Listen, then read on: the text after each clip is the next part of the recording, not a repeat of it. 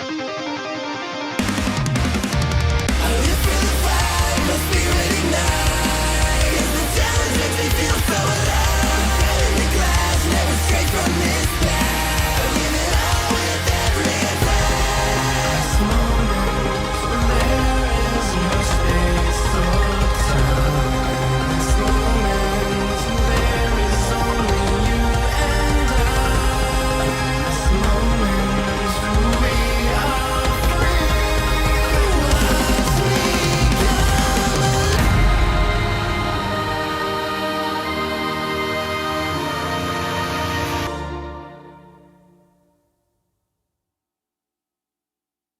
everyone, and welcome to another episode of BrobusCast. I'm your host, BrobusCast. With me today is ZDogg. Domain expansion, discussion of death. That's that's clever. I like that. And then we also have Richard.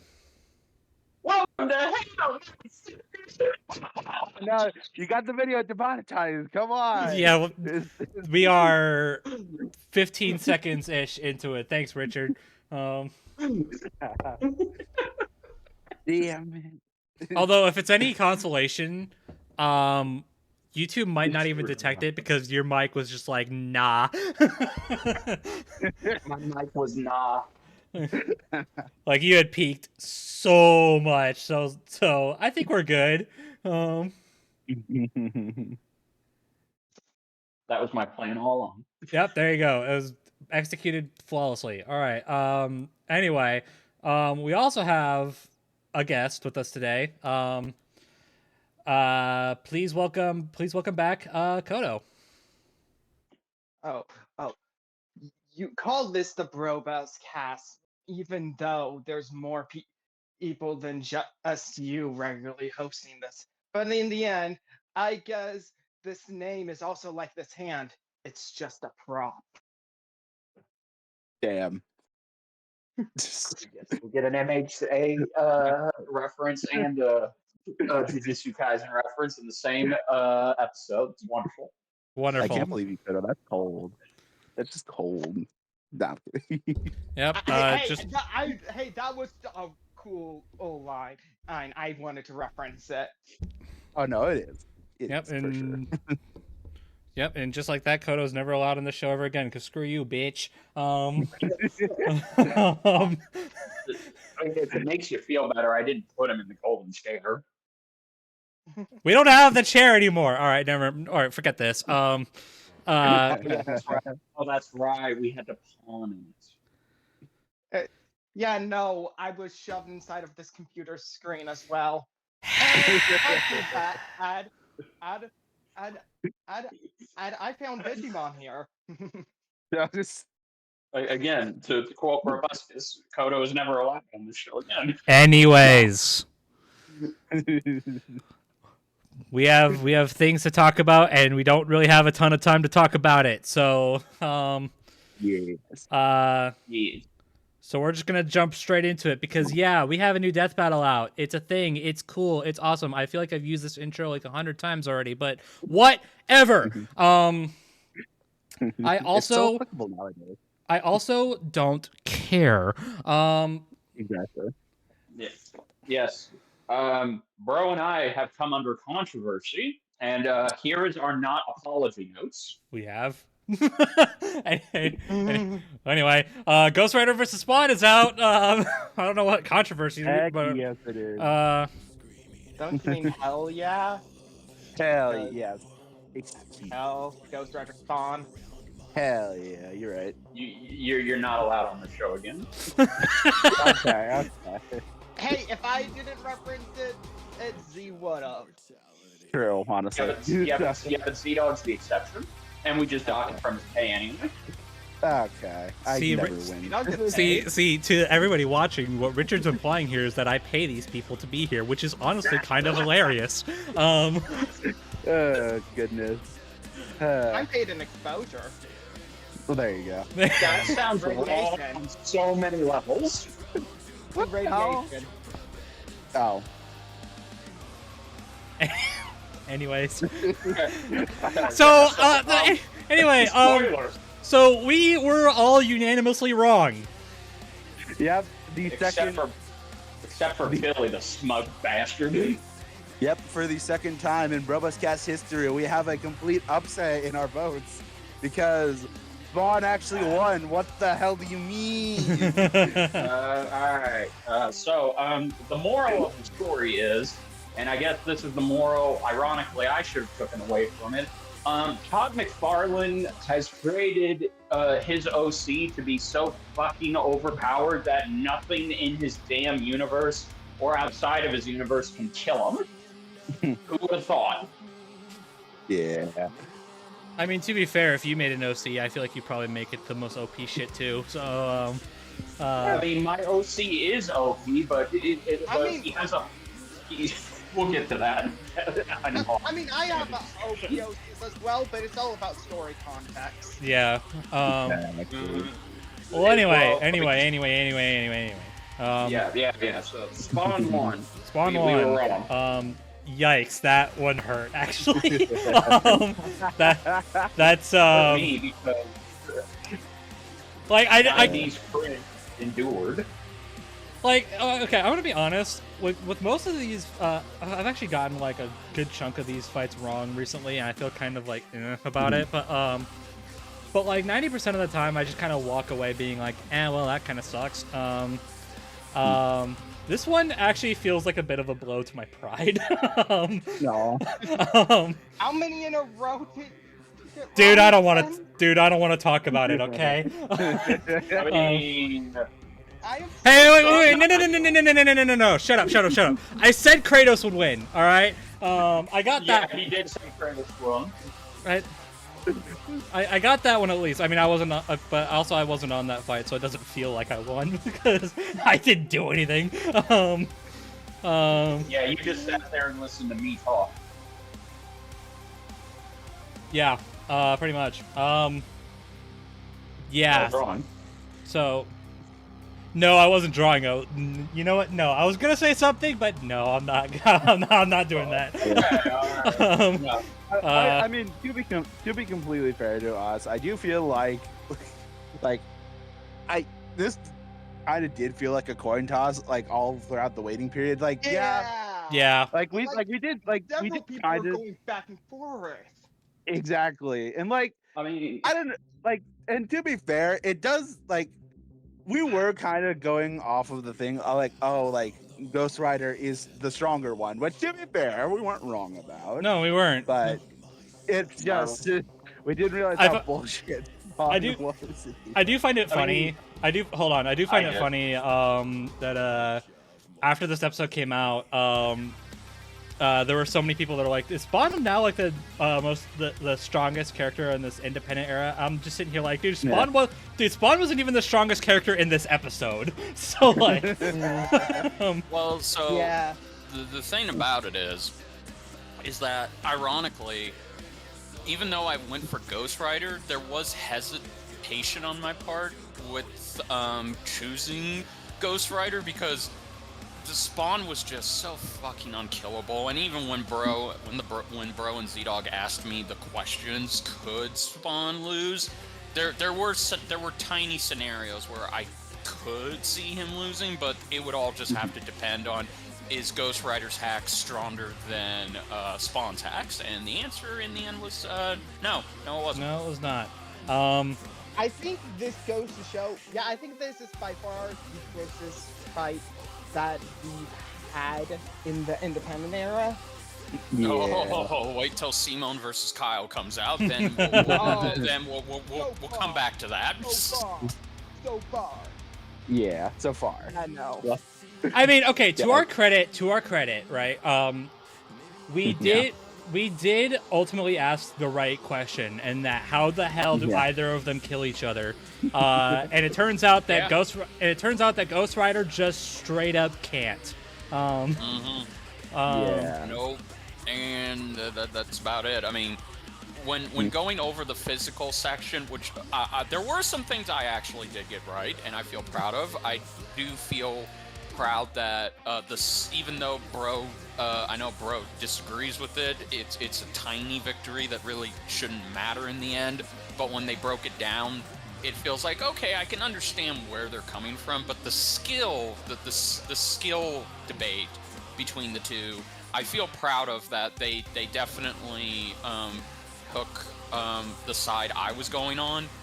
Yeah. That if this was just a straight up fight to the death with their physical capabilities, Spawn would kick Johnny's ass all day long. Yeah. But yeah, and also too, I just want to say that I didn't exactly do Spawn dirty, because I did state there were some points where he's kind of difficult to kill on a conventional basis. And boy, oh boy, was I right. I must be real. You just didn't know how right you were. Yeah, I know, exactly. Like, I straight up, which, by the way, I've read the newest issue of Spawn's series, and yeah, it's still the same old bullshit. Dude just will not fucking die. Man's literally too sad to die. He's too rich to die. Dude's fucking comics are making a crap load of money for some reason. That's because Spawn's cool. Exactly. That cool. Anti-bias aside, so yeah, no, this one was I was one thing I was very surprised about, and again, I'll throw this your way, BrobusCast. I did not know that. Oh yeah, turns out Ghost Rider is also vulnerable to soul manipulation. So yeah, I was gonna bring that up. I am so surprised that not only is he vulnerable to soul manipulation, but Ghost Riders have hit each other and messed each other up with penance. Yeah. Yeah. I mean, I had known that Ghost Riders were like had used the penance stare on each other before, but I kind of attributed that as like something that says more about the penance stare than about the Ghost Riders. But I guess I didn't even consider the other way around. Yeah. Right. So that is entirely my bad. But But yeah. I also want to backtrack and say that I assumed Ghost Rider's telepathic manipulation would have been enough to mess with old Al Simmons, but nope, turns out not even that was the case. So there you go. Because that is something that I'm surprised they didn't bring up. That Al Simmons is vulnerable to mental attacks, but I guess Ghost Rider just didn't have the juice to put him down or put him into one. It's just been a smaller thing where that is an advantage for Ghost Rider, but Spawn had so many other hacks advantages, it really doesn't matter as much in the end, I assume. Not really, no. I also am a little disappointed. If there's one thing, by the way, I'm disappointed with. I'm very disappointed with this analysis and how it chose to end on Spawn's story, because they once again brought up Angelic Spawn, and they kind of, for the second time, glossed over why he gave it up. And I'm assuming they probably did that because it was either for time, or they just don't want to go into how, Al Simmons is kind of a piece of shit. So they probably chose not to focus on that. That makes sense. Yeah, because once again, good old Todd McFarlane, his OCs are cool and badass looking, but oh my god, are they terrible human beings. Or in Spawn's case, hell spawns. Yeah, that adds up. My only familiarity with him was from the show, which I only watched because of that battle. Yeah. But I don't know. I thought it was a cool way to end it, but I get it. Yeah. Oh my god, I just realized something. This is a second Keith David victory. That's true. First Goliath and now Spawn. Hell yeah. So Keith David in Death Battle is like 3-0. Oh yeah. All right. Technically, there's also Venom if you want to count that. No, I was talking Wait, what? Wait, about his who? original appearance. Oh yeah. Oh yeah. Duh. 3-0. That's what I said. Oh. All right. So basically, what we're saying is, when the hell are we getting the Arbiter? There you go. that is indeed what we're saying. Or King Andreas coughed off. Anyway. Sorry. Sorry. No, it's got it's got to be the Arbiter. I got to get the Halo brain right out. Arbiter versus John Yacha. Excuse me, I had a bad cough there. I really don't know other than Predator what else Arbiter has. I'm sorry. John Yacha. That's okay. Yeah. Anyway, One day. one day. One day, John Yacha will return in Death Battle. I was actually gonna do a Google search what the Arbiter has. We'll do that later. Okay. But Later. Also, what else do you want us to say about the analysis? It edited good. Oh my God. Max. If you Max, if you're watching this, which you're not, I can send it to him. Are you okay? Are you okay, my good sir? Because I mean, I thought me and Richard had it had an exhausting time with reading the comics, and now here's freaking Max being like, "Oh, by the way, I'm gonna take all of these comic panels you know and love and hate to love, and I'm going to make them look like an animated TV show." And I'm just sitting here like, freaking what? That's Max for you. Yeah, no. He literally does this for fun. Yeah. That's right, Yeah, I can confirm he does. This just looks incredible. Which, by the way, really on that. Yeah. Sorry, go ahead. Shouldn't be too much of a surprise, but still, what the hell? Also, on that note, happy belated birthday again, Matt. Yeah. Hey, yeah, there you go. Yeah, no, this editing, the motion segments, they good, they very good. Yeah, this honestly might be. I mean, this could just be recency bias. So obviously take this with a grain of salt. But this might be my favorite set of comic analyses. Absolutely. No, I can agree to that. I think this is better. I actually think this is better than Omni-Man versus Bardock. Yeah. And you're telling me that it's gonna get even better. Oh, we'll get to that later. Anyway, subtle kind of sort of not really foreshadowing aside. Yeah. But no, even besides just editing, I think they were written very well and very compelling. Oh, They were again heavily invested in both characters and liking them even more, despite the fact that I only had a little bit of familiarity with the two from the material. Well, I'm gonna let you keep that innocence because I've just been an asshole and telling everyone where Spawn's story goes after that, and it kind of makes them turn against him. So I won't do that this time. God. But you can't turn me against Johnny Blaze. Oh no, I couldn't. Fuck no, I can't. Well, I can. All I have to do is just say Danny catches better. I stand by that. Counterpoint. Johnny Blaze is the one that I main in MVC3.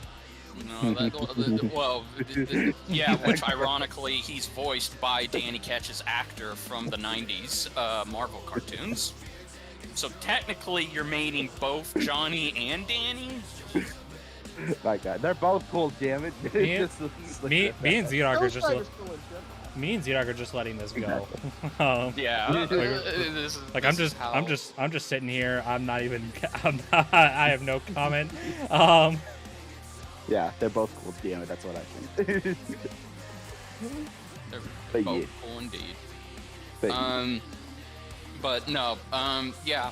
Aside from spawns, which again I don't like how it was written, but to counter that, I think because the Bastard has the longest ongoing independent comic in human history, I think it is very difficult to try and give him a conclusive ending in a versus setting because we don't know where his story goes. Yeah. And for that matter, neither do the writers. So it's very tricky to tackle somebody like Spawn and find a good stopping point. Mm-hmm. Yeah. Do you think? I think they found a decent one. Do you If nothing else, so. Do you think Todd Yeah. McFarlane has actually planned out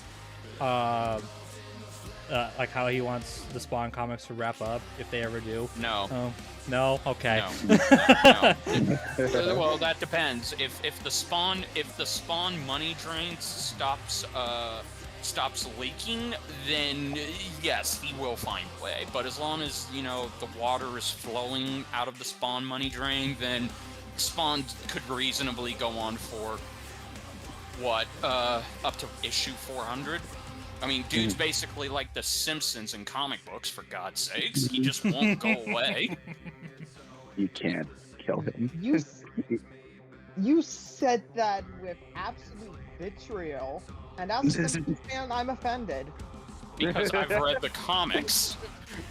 If there's any vitriol in my voice, it's because I read his comics. And I spared BrobusCast the agony of that. At any you- point, you were bitching the whole time. I told you, any point, any time you want to switch. Nope. Nope. No, no, because as a researcher, I like to challenge myself, and I also like to mentally test how much pain I can endure. Wow. Yeah. Wow. The more I've appeared on the cast, it really seems you hate yourself sometimes. Not all the time. Not all the time. I finished. Okay. I finished Gurren Lagann, and that that got me through it. All right. Anyway. Chill. You know what? Chill. You know what? Yeah. You know what else? I mean, unless we have any more notes on the No, analysis. I don't. No, not really. You know what else sounds cool? Well- You know what else looks cool? Yeah, The exactly. animation. The animation was. Heaven and Oh hell, my let's goodness! It's Okay. so good. My Okay, so goodness. so hold on. I have a question real quick to lead us into this. I have a question. What's up? What the hell do you mean this was just Zach? What I the think heck? there's What more the? evidence Zach is one of the best animators of the crew. Like, You- what you the forget hell do you yourself. mean? Like, You forget yourself, BrobusCast. This is the same Zack. This is the same Zack that animated Ghost Rider versus Lobo. well, yeah, but he had a team for that fight. Yeah, This yeah, was just so, him. yeah. If you somehow missed it, this is Zach's first solo fight for the show since Android 18 versus Captain Marvel. Oh God, I just. God. Oh my god. I think I just threw. I think I And that just was threw a Zack's wrinkle return. saying that. That was Zack's return to. Oh, Japan what? at the Oh, time. was God. So, what the? What do you mean? What do you mean? It looks Hold on. What do this you mean? cool.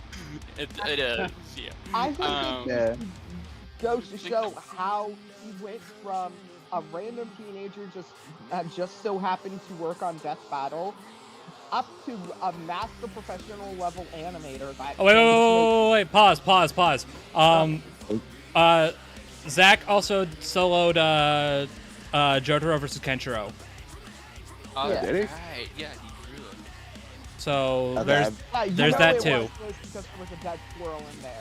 Yeah, Oh, that's right. right. yeah, true. Yeah, Every- where's the dead? Hold on. Where's the dead squirrel here? Simple. be hell. It's replaced by the sands. No, there's a secret hell squirrel in there Oh, I somewhere. Watch. hate that, Richard. I hate that you're right. There you go. Sans will get in Death Battle one You're day, true, and I will actually. be Wait here a second. for it. I will God be here for it. Damn it. I'm gonna call Animation Rewind on the phone, and I'm gonna tell him, bro, they're doing it. They're finally doing it. Oh my god. But no. Okay. So this honestly, like, I say that because this honestly feels like a 2D sprite team animation.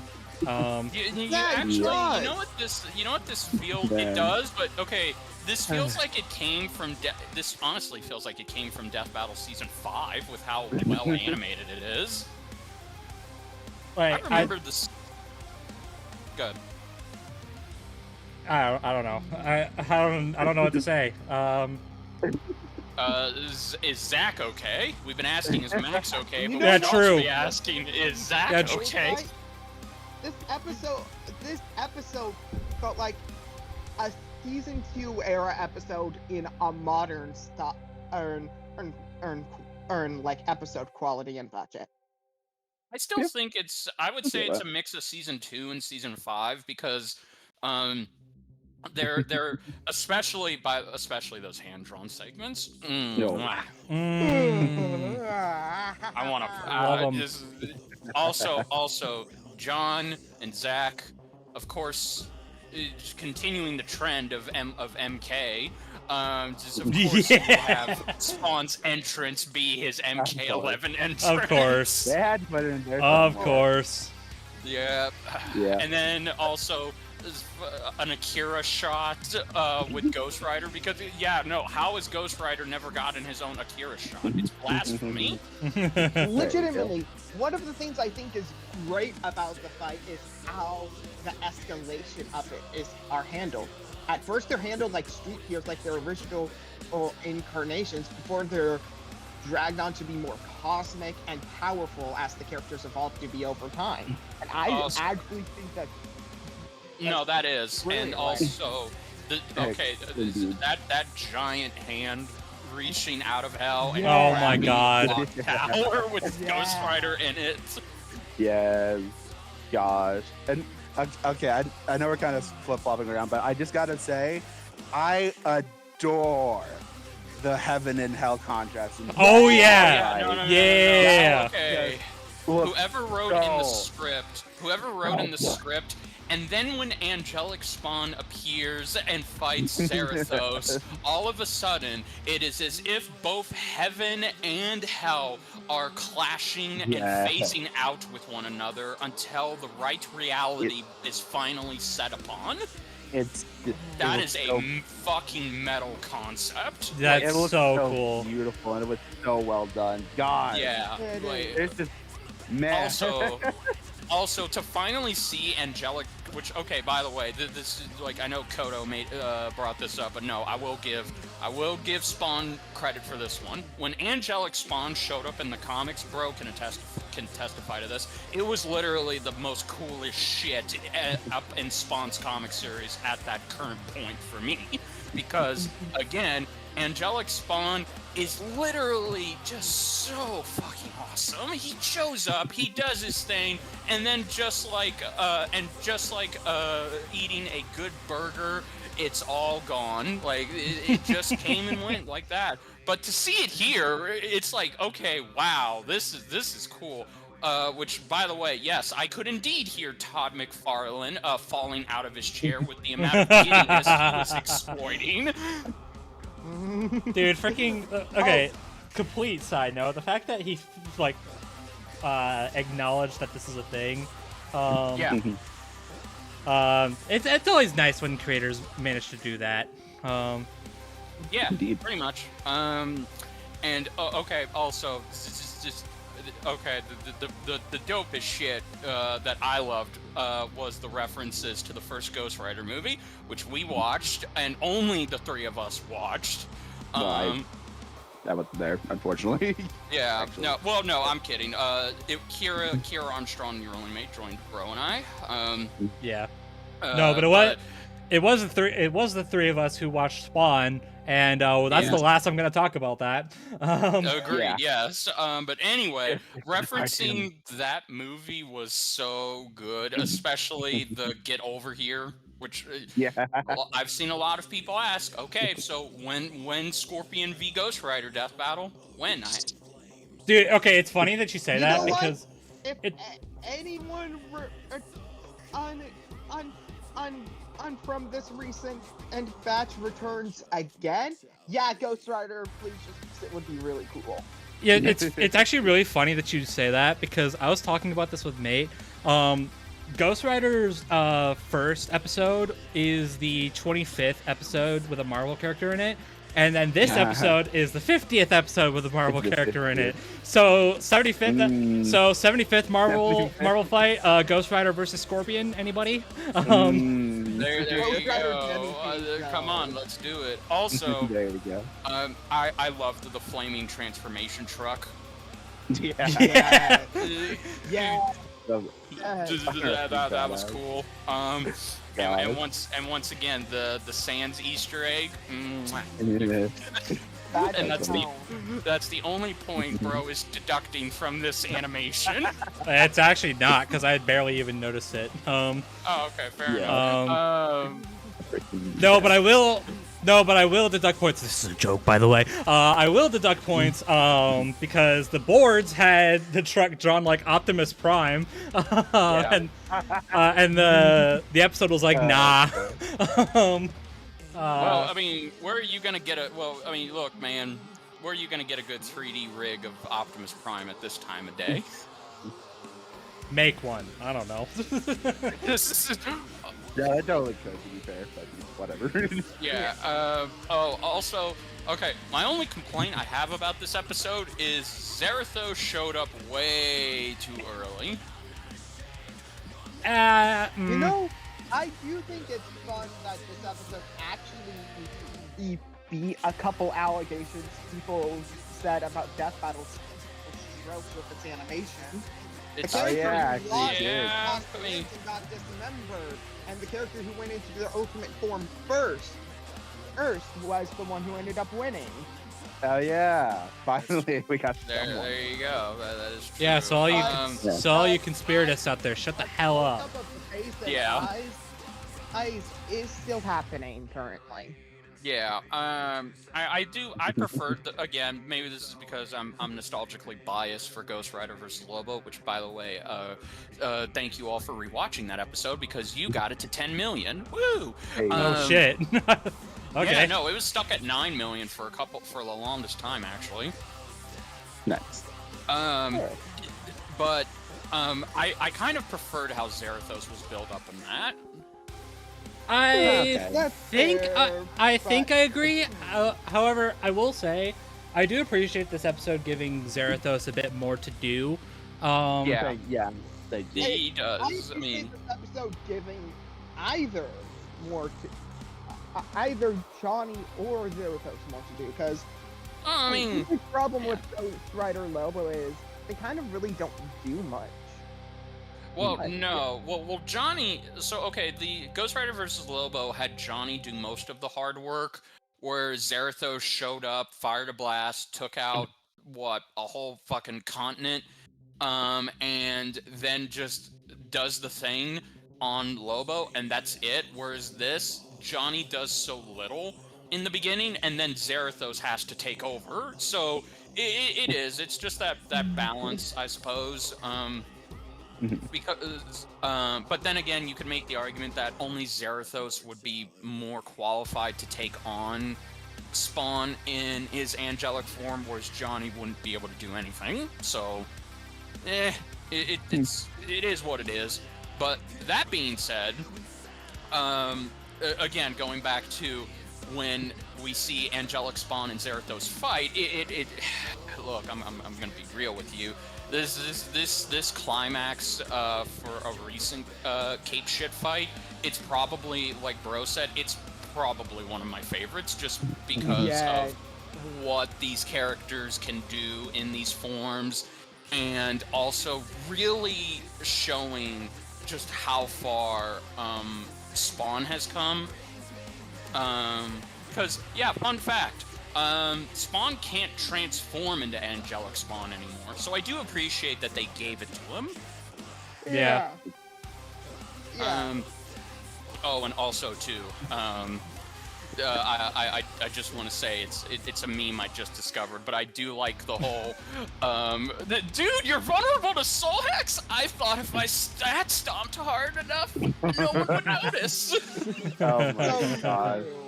Freaking hell. And thank you, bro, for showing me the fan art of that, because Yeah, my you're God, welcome. that shit is. Yeah, you're that welcome. shit's- yeah, no, and also, I did appreciate the end death.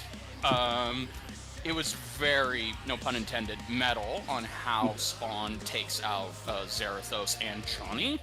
Okay, I'm gonna interject for a second because No, go I gotta say, freaking watching that for the first time and seeing Zarathos grab onto Spawn, I'll be honest, I thought it was curtains. I legit thought it was curtains. Like, Yeah, even, him like, pulling even though off like the the angel analysis, wings. yeah, even though the analysis made me think Spawn was gonna win, like freaking that whole, and like, you know, the callback to Ghost Rider Lobo, which, you know, much We'll appreciated get to to. have that. Like freaking Spawn at, like, while he's being grabbed by Zarathos, like having his chains wrap around him, and then that line, that cold as remark, have a taste of your own Goddamn medicine. Oh, it's so good. Like, that made me pop off. Yeah. Like, Yeah. so I do cool. wanna bring up. Okay, so I know in the last episode we did talk about how Kratos versus Asura was lacking in the, we'll just say, excitement factor, and I really am happy that we were correct in our prediction that this episode would deliver on that 10 times fold. Because yeah, no, I mean, look, I still love Kratos versus Asura, but I guess in terms of choreography and in terms of overall hype factor, these two characters really brought the heat. No pun intended. Yeah.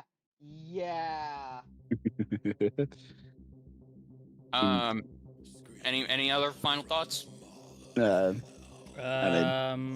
because I've got another segue coming up. I mean, we're getting paid by this company, for God's sake, so we need to find some way to do it.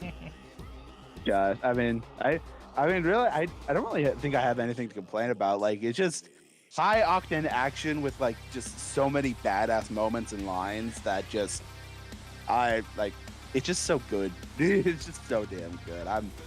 It definitely satisfied me for someone who's wanted this fight for so long. So, yeah. Also, YouTube is, damn it, YouTube is a coward for cutting that line. Just saying. Yeah. Like, Yeah, YouTube babies. All right. So, speaking of lines, that's Well, a good segue. I'm sorry. No, go ahead. I mean, this is small, so like I kind of wanted to just get it out of the way but I guess I'm ruining your segue. Oh well. It's fine. Okay, this is just one small thing. That shot of Zarathos, like, he's got his chains behind him, he's swinging Spawn around. Yeah. Like that, just that one shot in general. Like, why is that so satisfying to look at? I have no idea. Like, That's a good question. it's like the way the chains are circling around, the way Ghost Rider is moving. Like, why is that? Like, it's such a simple shot. It really doesn't mean much in the grand scheme of things, but it's like, it's just so satisfying to look at. I don't know. Like, even before, like, Ghost Rider throws Spawn to the ground, like, just him swinging him around. Like, okay. That is just so satisfying to look at. I don't know what it is. Well, speaking of swinging, let's swing on over, and we're back. Yeah, let's go. Sure. Take what you get, I guess. Yeah, it's not as good, but yeah, you do with what you do. You're there. You do the best with the cards you're given. There. There you go. Exactly. Yeah. Anyway, yeah. So, we had a returning VA for this episode. We did. Yeah. Stephen Kelly. Let's go. Stephen Kelly returns. And Yay. the fucking streak is broken. God Yeah, he lost. Yeah, that's true. He lost. Yep. damn Um, it. This man had a good streak going. Damn you. Yep. Damn. His first official loss as the main event. That is amazing. It took this long. Now when are we giving Chris Guerrero his win? Never. Damn. All right. Fair enough. Anyways, yeah. Maybe this next episode, because honestly, he would be who I'd picked for We'll get to that. these two.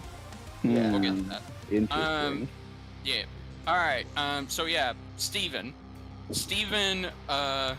Kelly. To no one's surprise, I think he did a good job reprising his role as Johnny and Zarathos. 1,000%. Absolutely.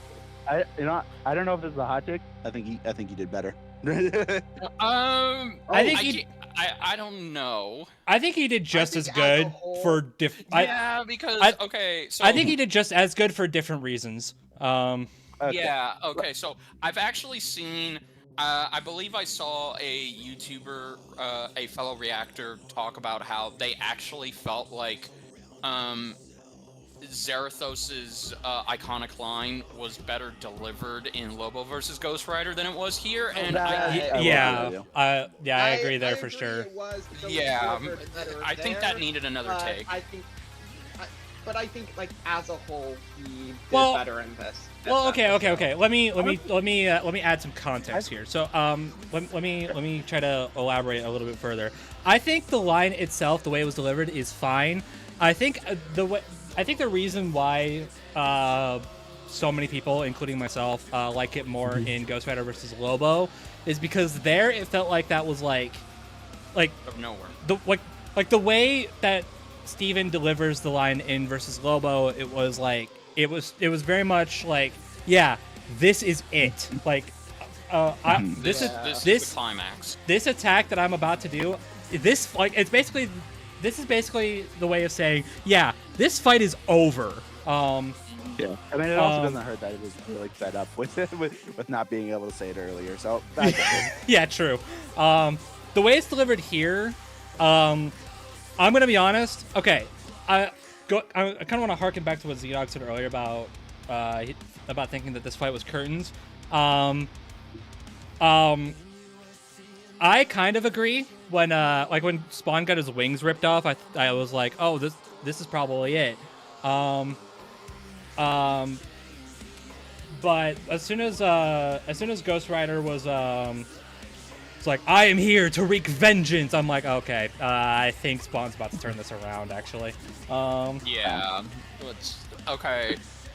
I will say this: it did feel like it hits you in the nostalgia spot to hear him deliver those lines again. Oh yeah, no, 100%. Like it's decade. No, 100%. It's great. I'm definitely glad that it's there. I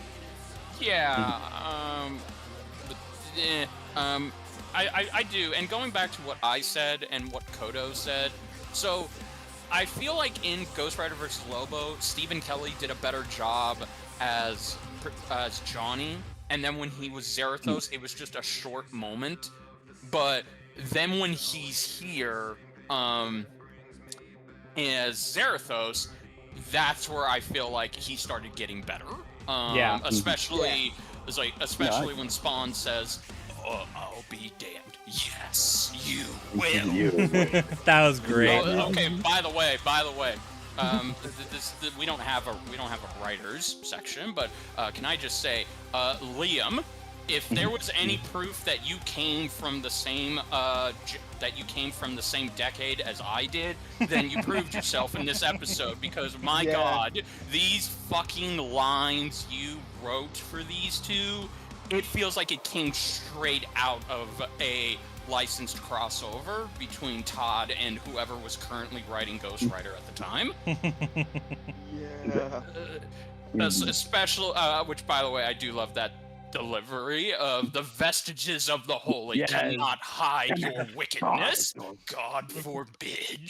Yeah, that's awesome. That fucking fire pen, fire pen, right? Yeah. Yeah, it is literally fire pit. Which, okay, transitioning over to Spawn. Wait. Before Okay, you do sorry. that, I would like to defend my thing on. Oh yeah, I think go you do ahead. better here. So okay, I do agree. Like, well, first of all, we get more Zarathos, which I think. Yeah, definitely that's an helps, 'cause immediate win. Yeah, That's an improvement. his Zarathos voice is so damn good. But I think also, I just think he sounds a lot better as regular Johnny. Honestly, I don't know. You know I what? think You're not wrong.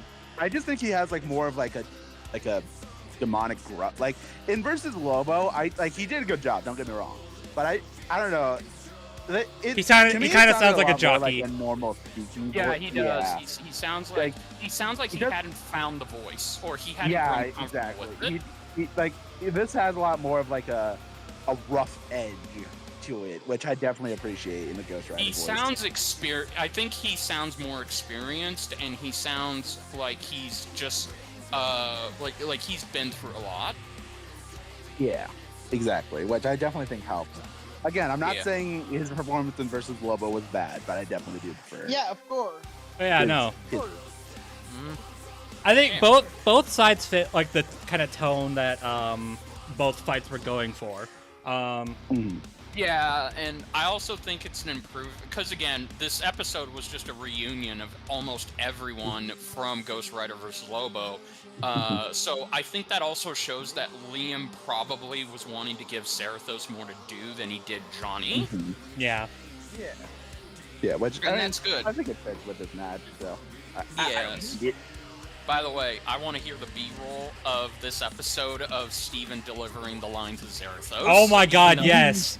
Oh my God, Even yes. though- I need that for dude. I've been wanting that as like champions content for like since they like the first thing I said when they announced their membership program. I was like, oh, can we please get like behind the mic footage of the voice actors from the fight? I'd be so into that, and we still haven't gotten it yet. Death Battle, please. Your entire future depends on a death battle, so you know, keep in mind.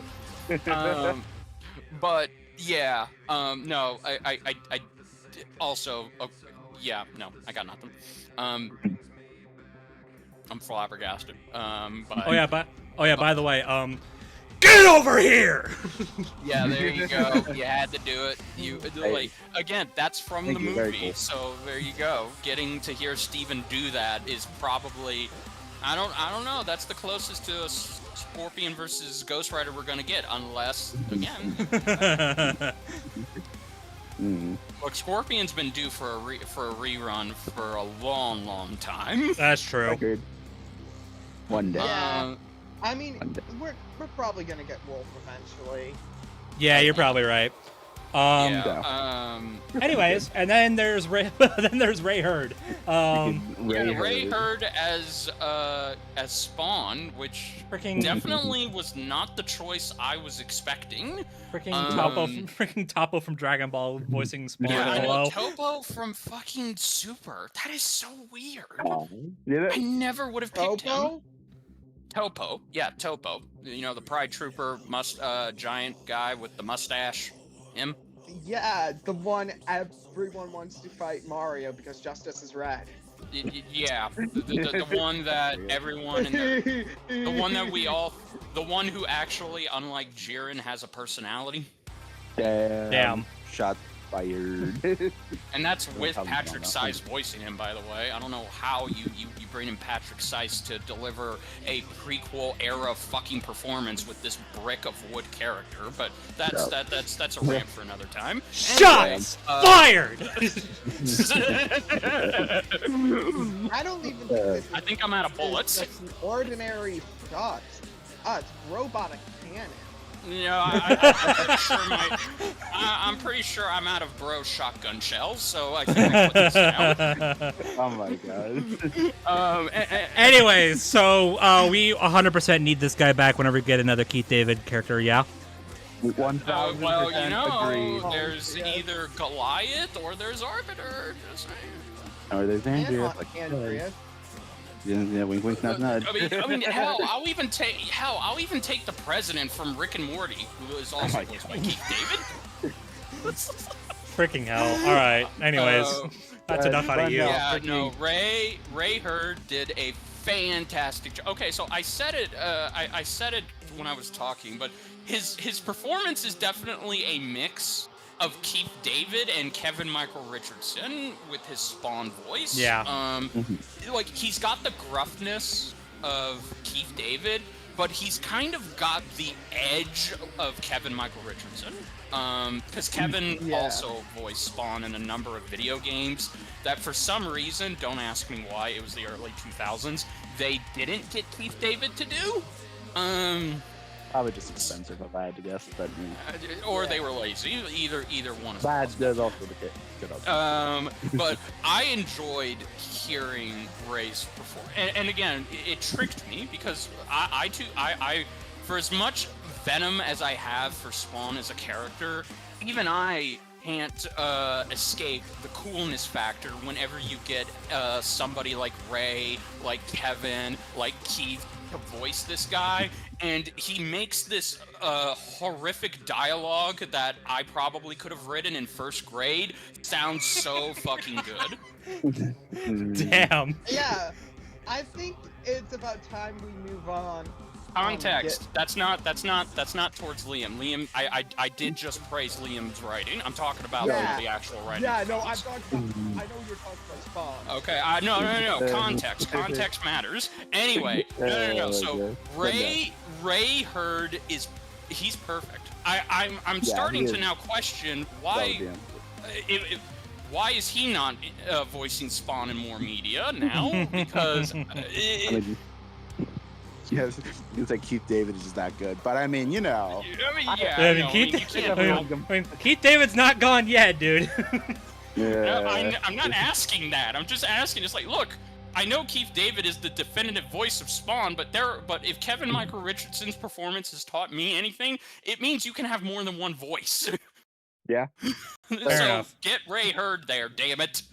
Yeah, but no, he gets the Spawn voice across very well. And he has the drama, he has the angst, he has the cool delivery of these one-liners that were written on a pen full of fire by Liam. It's very well delivered, and I have no complaints on his performance. It's pretty much like as perfect as we could have asked for Spawn, and I'm glad. And again, I think my favorite line, which I think it just sums up Spawn in general, I think my favorite line delivered really is the "God forbid" line, because the way he says that, again, if you've read or watched Spawn's media, that line couldn't be of a beautiful summary of his character.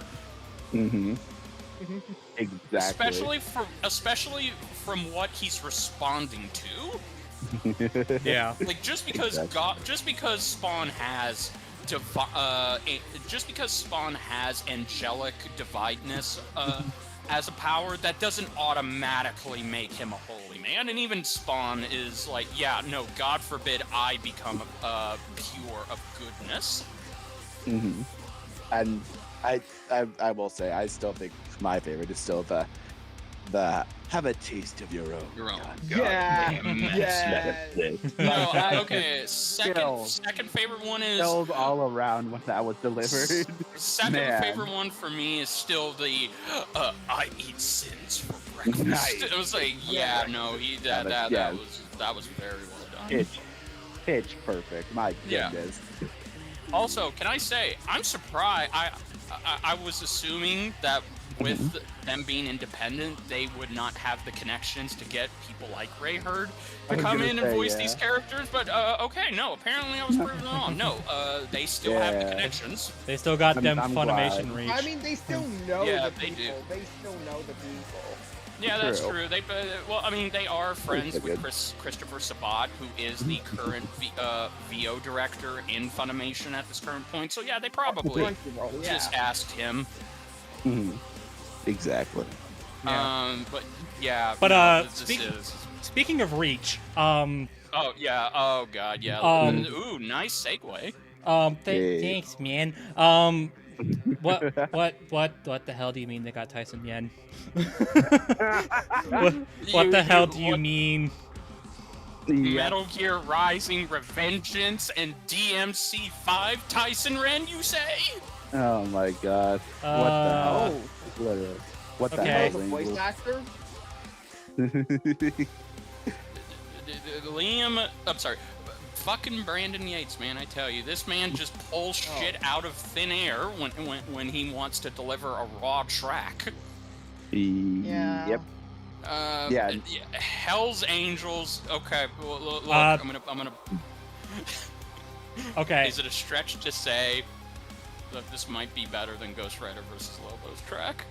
No. Not at all. If that's a stretch, then I'm the queen. No, I'm gonna say it again. I think it's way better, honestly. Damn it, this is, you know what? This is right up there with Game Over for me. As Oh yeah, this is like neck and neck with Game Over for me. I'm just gonna say that right now. Yeah. There's not been a day that has gone by since that I haven't listened to this one at least once. Yeah, no, it gets the characters again, and that's no surprise. Brandon knows Brandon's done these type of fights before, but to just go all out with it like this, it's very well done, and it fits. It sounds like it came from that late '90s, early 2000s metal era. Yeah, no, I mean, I'll be honest. I still probably prefer Game Over out of bias. Oh yeah. I mean, I could see why. Yeah, no, I prefer Game Over, but that's just because I'm biased. Look, the only way it can get better than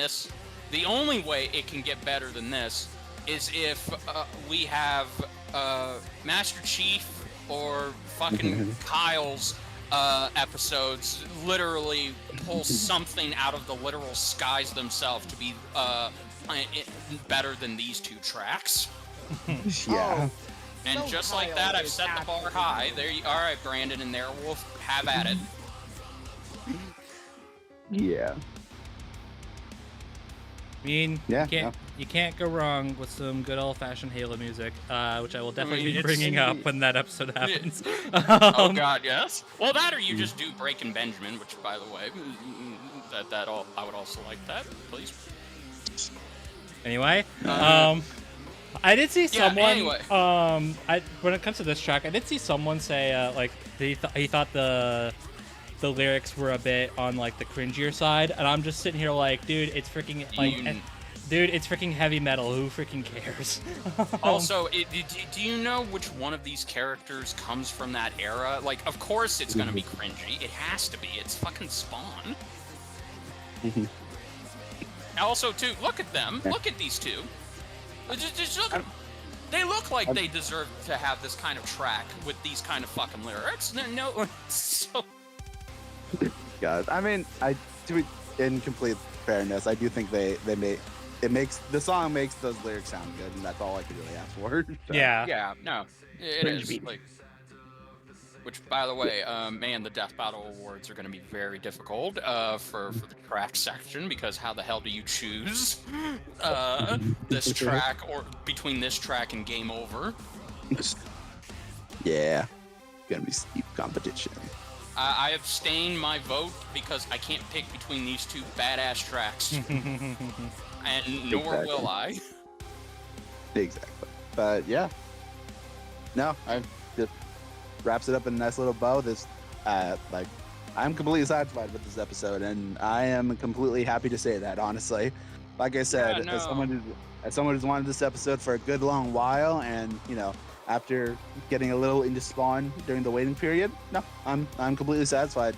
Like, there's not really much I can complain about, and yeah, no, it just rocks. That's about it. What I could say about it. I like to jump on that. Yeah. I know I haven't been exactly subtle, but then again, when am I ever? When are you ever? Yeah. See, I can make jokes about myself too. Yeah. I have a Well- sense of humor. Yeah. My fiance looks over at me and says, "No, you do not. You're a Aw. pain in my ass." Anyway, Damn. no, I enjoyed this. I really enjoyed this episode, and I do think that it made up for a lack of overall fantastical action excitement that was severely lacking in the last episode.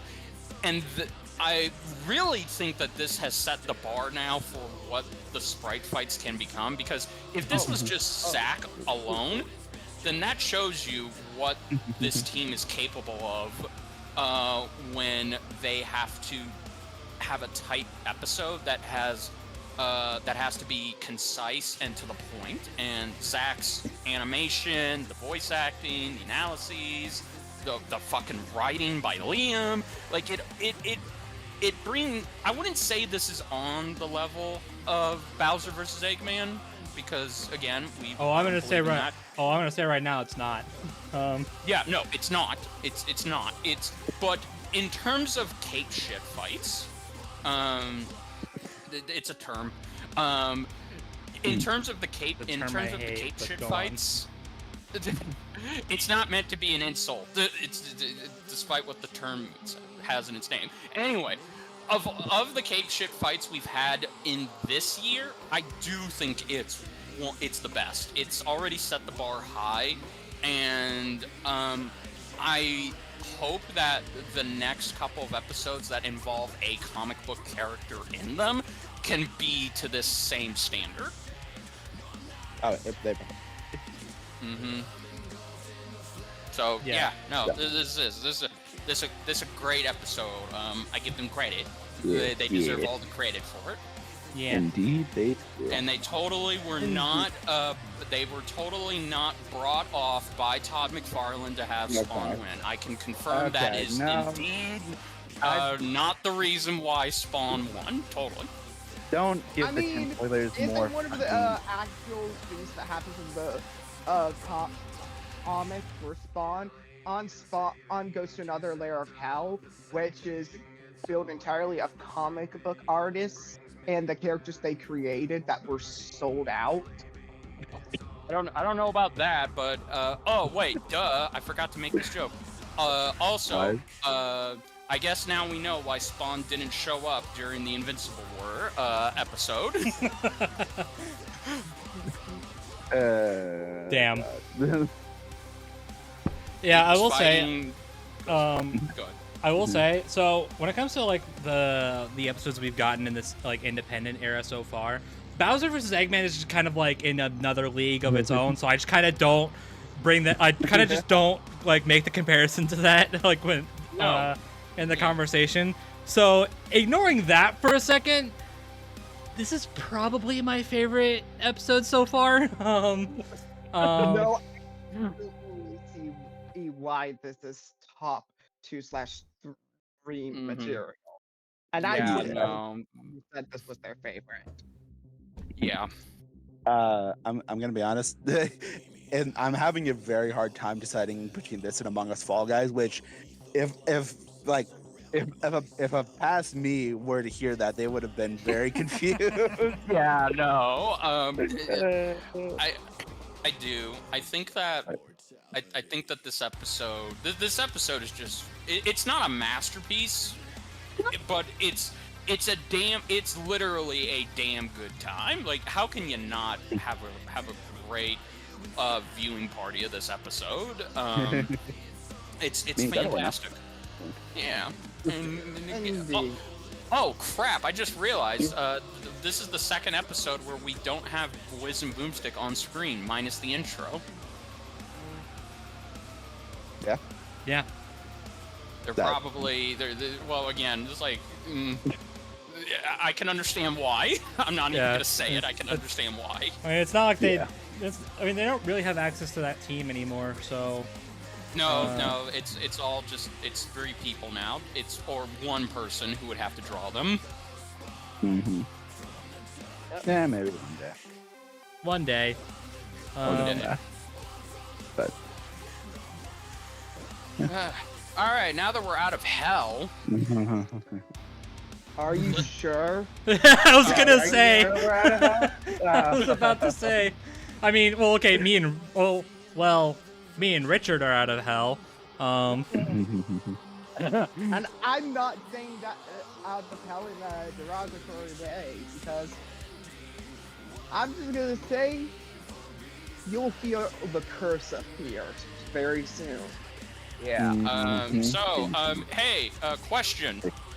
Do y'all remember Gojo versus Makima? Nope.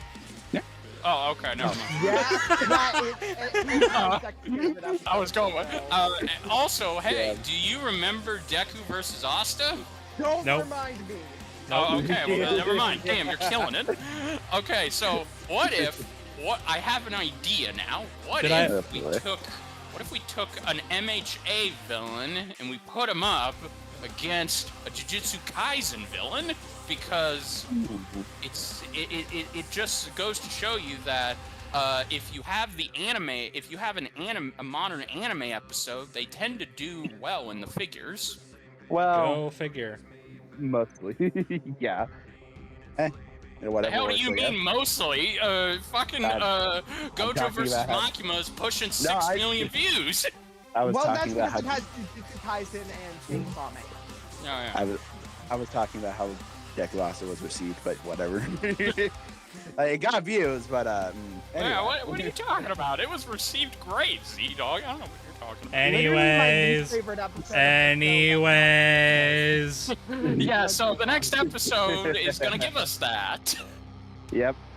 ZDogg, do you want to lead it, since this is the bro and I have no territory here? Do you want to do it? You want to lead us off? What the next episode? I don't, you know what, Koto? How about you do it? Just for fun. Well, okay, let's get hands on, shall Oh, we? God. I regret this already.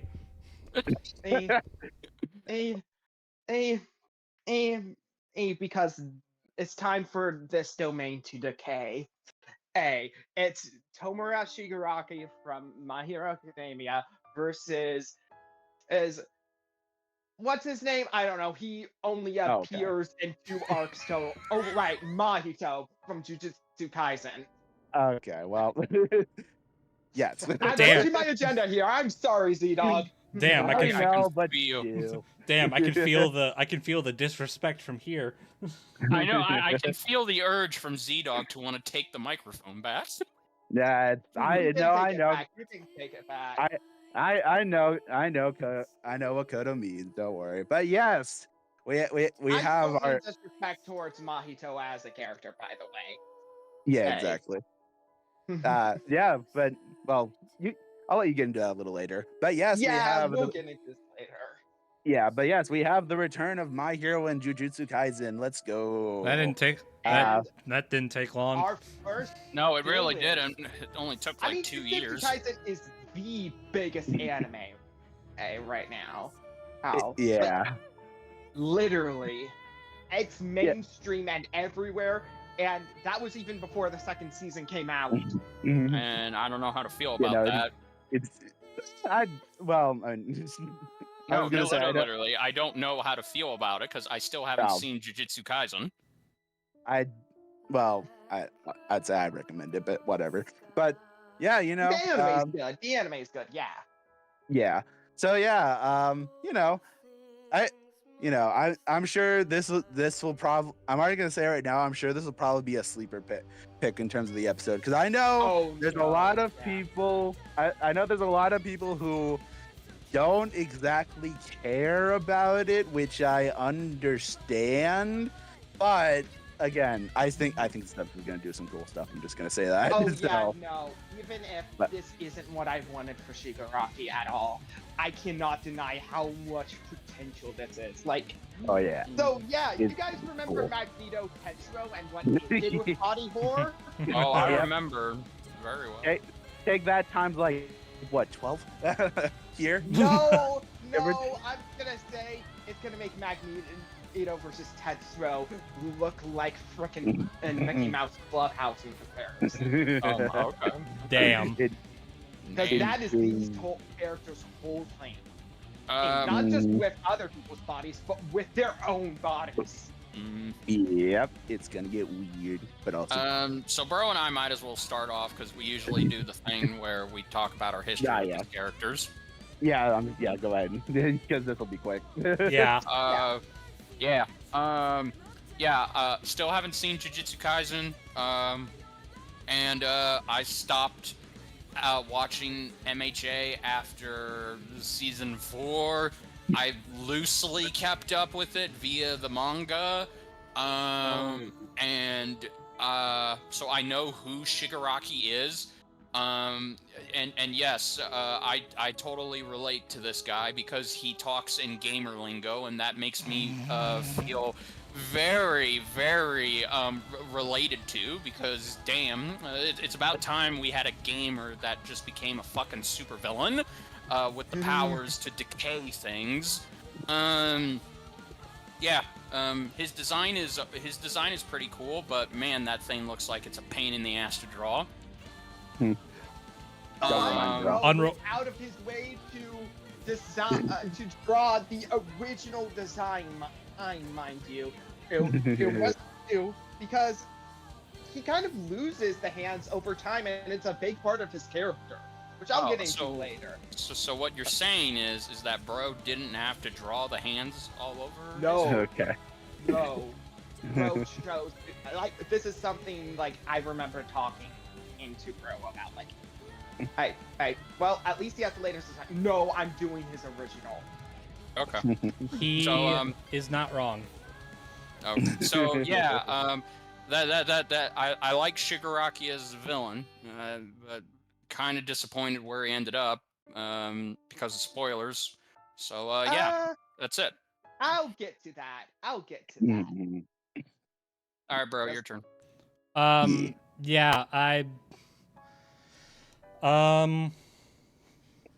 I don't really have a lot to comment either. I think I'm in a similar boat to Richard when it comes to My Hero. I kind of stopped after season 4.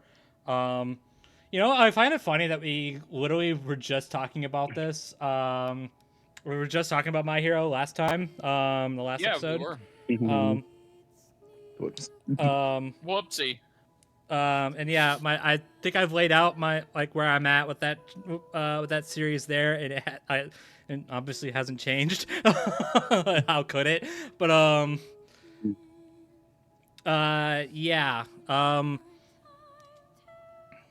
and then for Jujutsu Kaisen, I think I started watching season 1, and by the time I was wrapping up, I kind of just stopped paying attention. So I don't know. I kind of thought about going back, giving a complete fresh restart. But so far I haven't found the time, energy, or care to do so. Where's your motivation? Nowhere to be found. Oh. Yeah, not in this episode. Don't get too cocky. So I really don't have any comment on these characters, to be honest. I have next to no opinion on Mahito. For Shigaraki,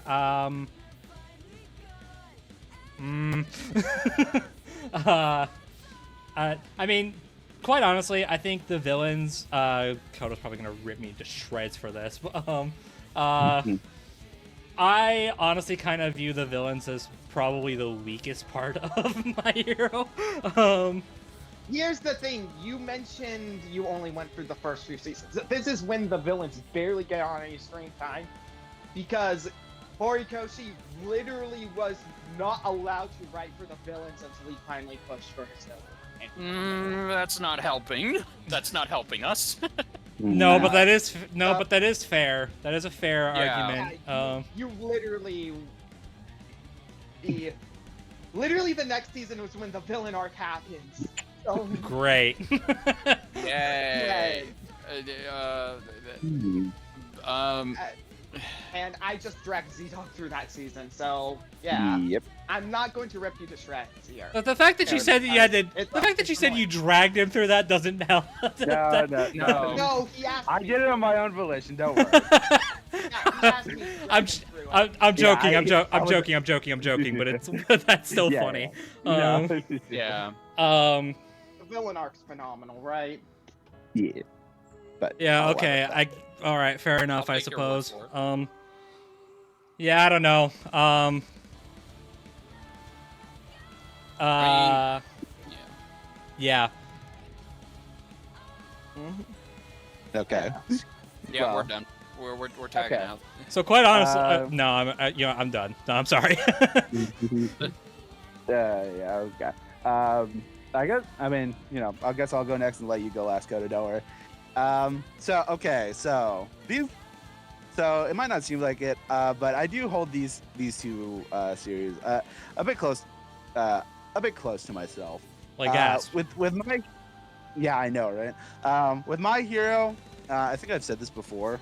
My Hero is like my true introduction to anime in general, because I didn't really watch a lot of anime growing up, most because I didn't know what it was or like where to find it. Yeah. But it was like freshman to sophomore year in high school, I one of my friends ended up showing me My Hero, and I instantly fell in love with it. Like the character designs, the characters, the powers, like all of it just worked for me. Like I think it was a really cool series. I fell like, and like I still really enjoyed the first few seasons of My Hero.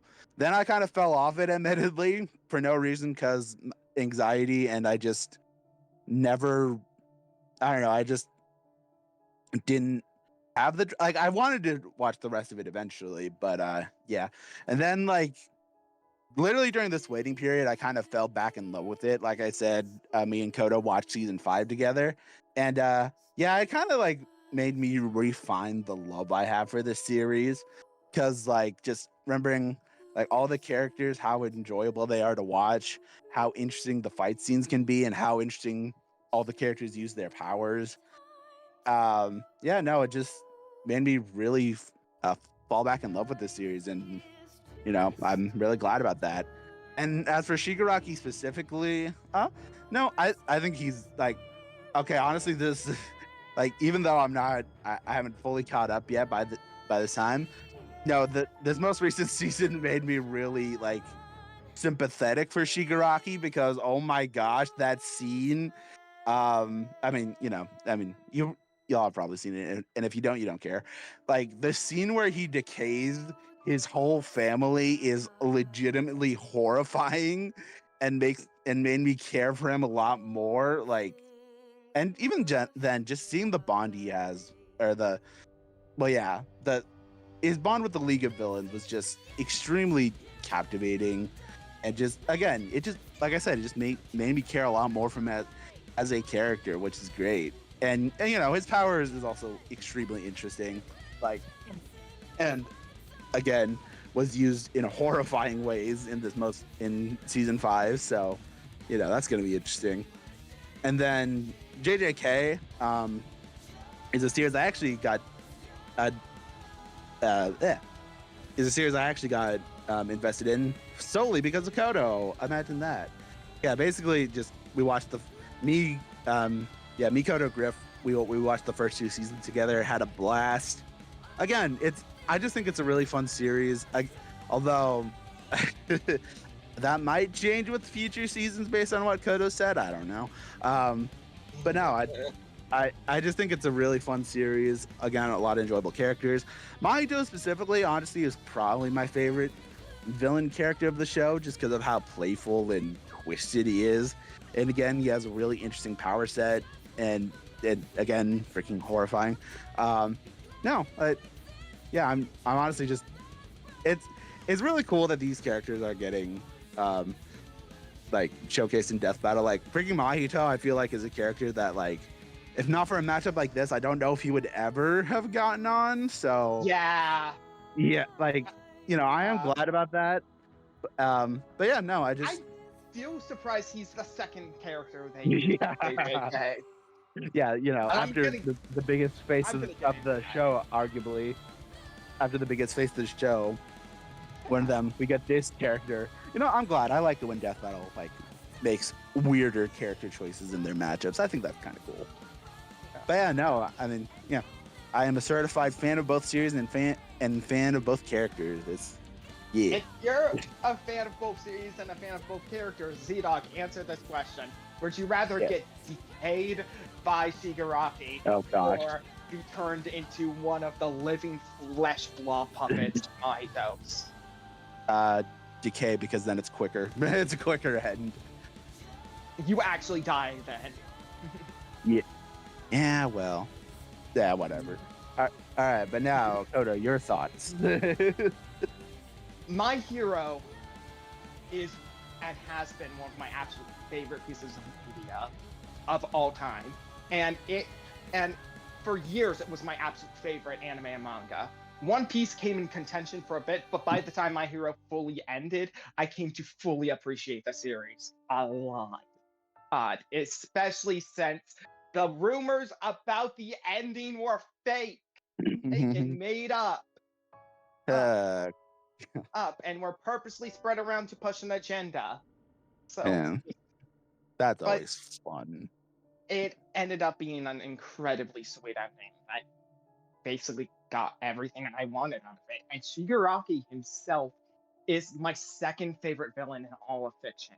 He's such a phenomenally written character that's both tragic, interesting, but absolutely horrifying, but a joy to watch.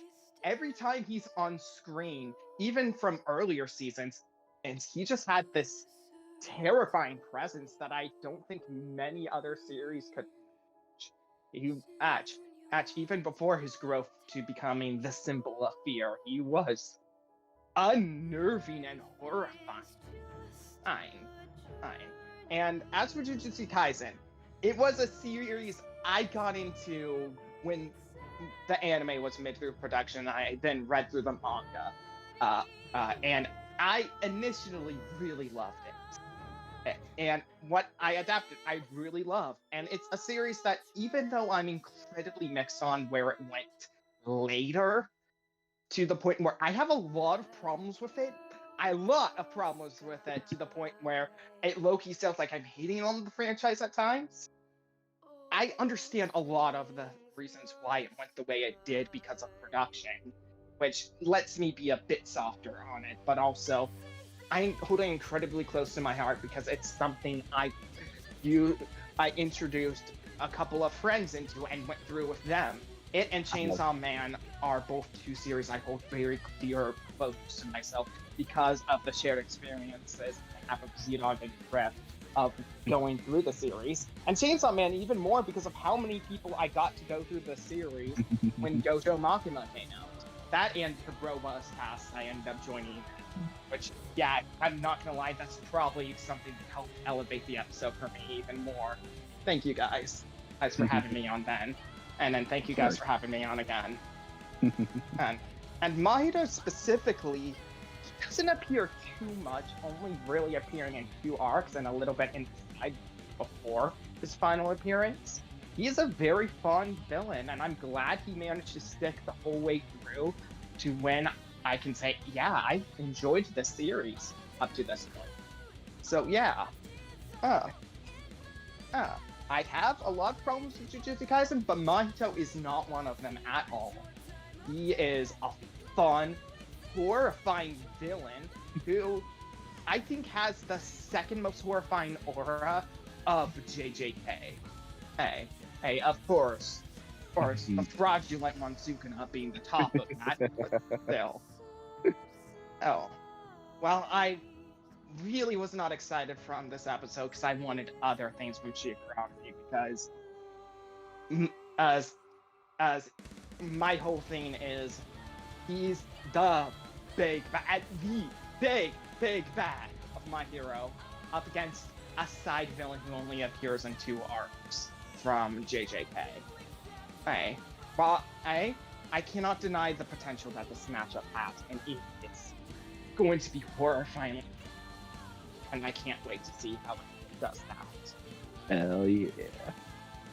Yeah, I'm really curious what all the well, okay, I'm guessing the sprite team will cook up for this. I'm excited to see what'll happen. Mhm. Which, Yep. with that, I mean, yeah, I mean, this is gonna be a sprite fight, right? Like we all agree. Yeah, probably. Bright fight with I mean- hand-drawn elements. Because I don't think Yeah. the Sprite team will be able to do some of the stuff that. Yeah. Yeah, no, there's some stuff I definitely will see being hand drawn, but yeah. Yeah. Yeah. I hope you guys are ready to possibly vomit with how disgusting. Yeah, no, yeah, because these two get gross. Gross and freaky. So yeah, be prepared. Be prepared for that. So yeah. Yeah. So I don't know what else. Like I don't know if there's more production we should talk about before like no doubt it's gonna be a sprite. It's probably gonna be no doubt it's gonna be a sprite fight. I mean, well, Koto, I you really want mentioned Chris Guerrero to voice Shigaraki. I really want Chris Guerrero because I think he could match his energy perfectly from me. And if they decide to start him off in the fight with his earlier appearance before he just then suddenly like evolves during the fight, I think the switch between the raspy like more guttural to just the more explosive like insanity but utter calmness that Shigaraki he has fits Chris Guerrero perfectly. I know. I totally see that. So, and I'd be down. Yeah. I'm trying to think if there's anyone I can think of for Mahito voice acting wise, because I can't really think of anything off the top of my head, but I mean, it shouldn't be too hard to find a voice for him, right? Like, Oh no, probably Mahito I think is the easier of the two to cast because yeah, Shigaraki is such a specific thing to him. exactly. So, I mean, I'll be a little picky because Mahito's voiced by Lucian Dodge. yeah, Yeah. But, Oh, that's great. indeed. But yeah, that's. I've tried. Do you have anyone in mind that, like anyone aside, unless they just get freaking Lucian Dodge himself, which I don't know. Doubt it. Yeah. Yeah, no, I have freaking nobody. I guess I guess I did say Kieran Regan kind of gave me Lucian Dodge vibes with when he voiced Giorno. Yeah. So I can see that. I guess him, sure. Yeah, sure, why not? Yeah, give him more roles. That'd be cool. Yeah. And then I did see something for the track, whoever makes it, that kind of make this the dark reflection of Mighty and Strongest Alive, which I think honestly sounds really, really intriguing. Like I'm sure like whoever does it could pull it off, and I don't know. I think it just makes sense in this case. Like kind of keep that. I mean, I guess Todoroki's the odd one out, but yeah. Well, I mean, You know, Yeah, no, kind of make it the one for all for one motif. yeah. yeah. And then kind of apply that to like the lyrics, like have a spin of the lyrics of the chorus. Except Except yeah. dark and twisted. Yeah. Uh-oh. I mean, that was what they were going for Final Formers. Oh, Final Formers. Yeah. That was basically meant to serve as like a dark reflection of Wings of Iron. So, Mhm. so yeah, if they can do that if they can do it for that, then they can probably do it for this. Yeah. I believe in them. I want Um, something a bit more instrumental here, ideally, but I would not complain for a vocal track at the slightest. Yeah, I guess I'm just so used to like the modern era, like because literally we've only had one so far that hasn't been a vocal track. So, and the last like two out of the three My Hero tracks and the one JJK track have been vocal. So, Yeah, and that's just because I want this to focus on more of the horror aspects of both characters, because right.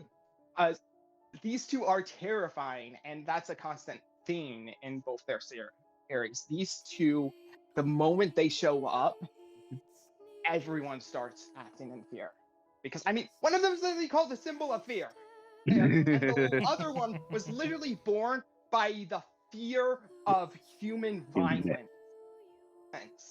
So, yeah, really Yeah. play upon these fears.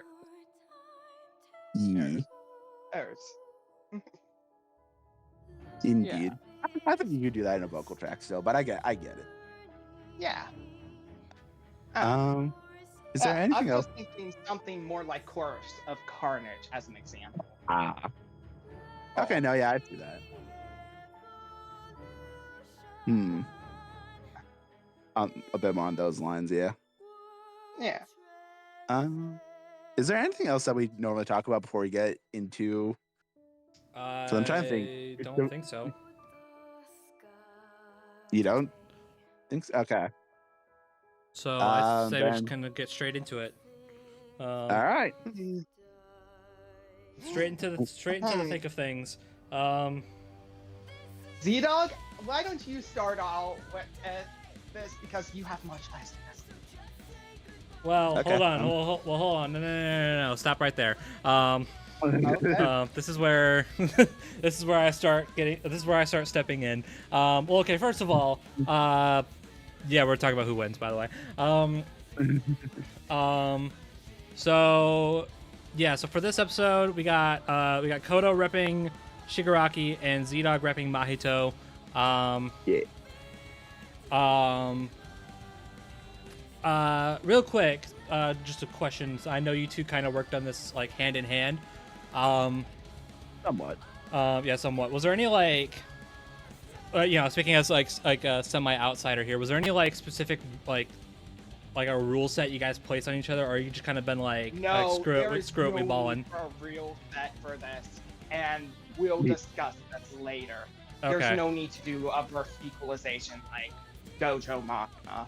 Okay. Yeah. Because My Hero is pretty blatant with some things, and JJK is also very blatant on how certain things are.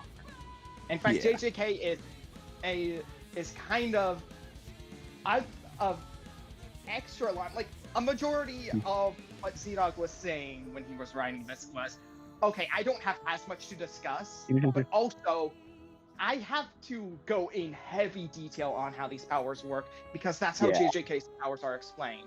Because Yeah, no, I Gige went ham on the Akutami, powers. we best explain how he wrote Jujutsu Kaisen. Imagine if a versus debater made a manga. Okay. Yeah. Accurate.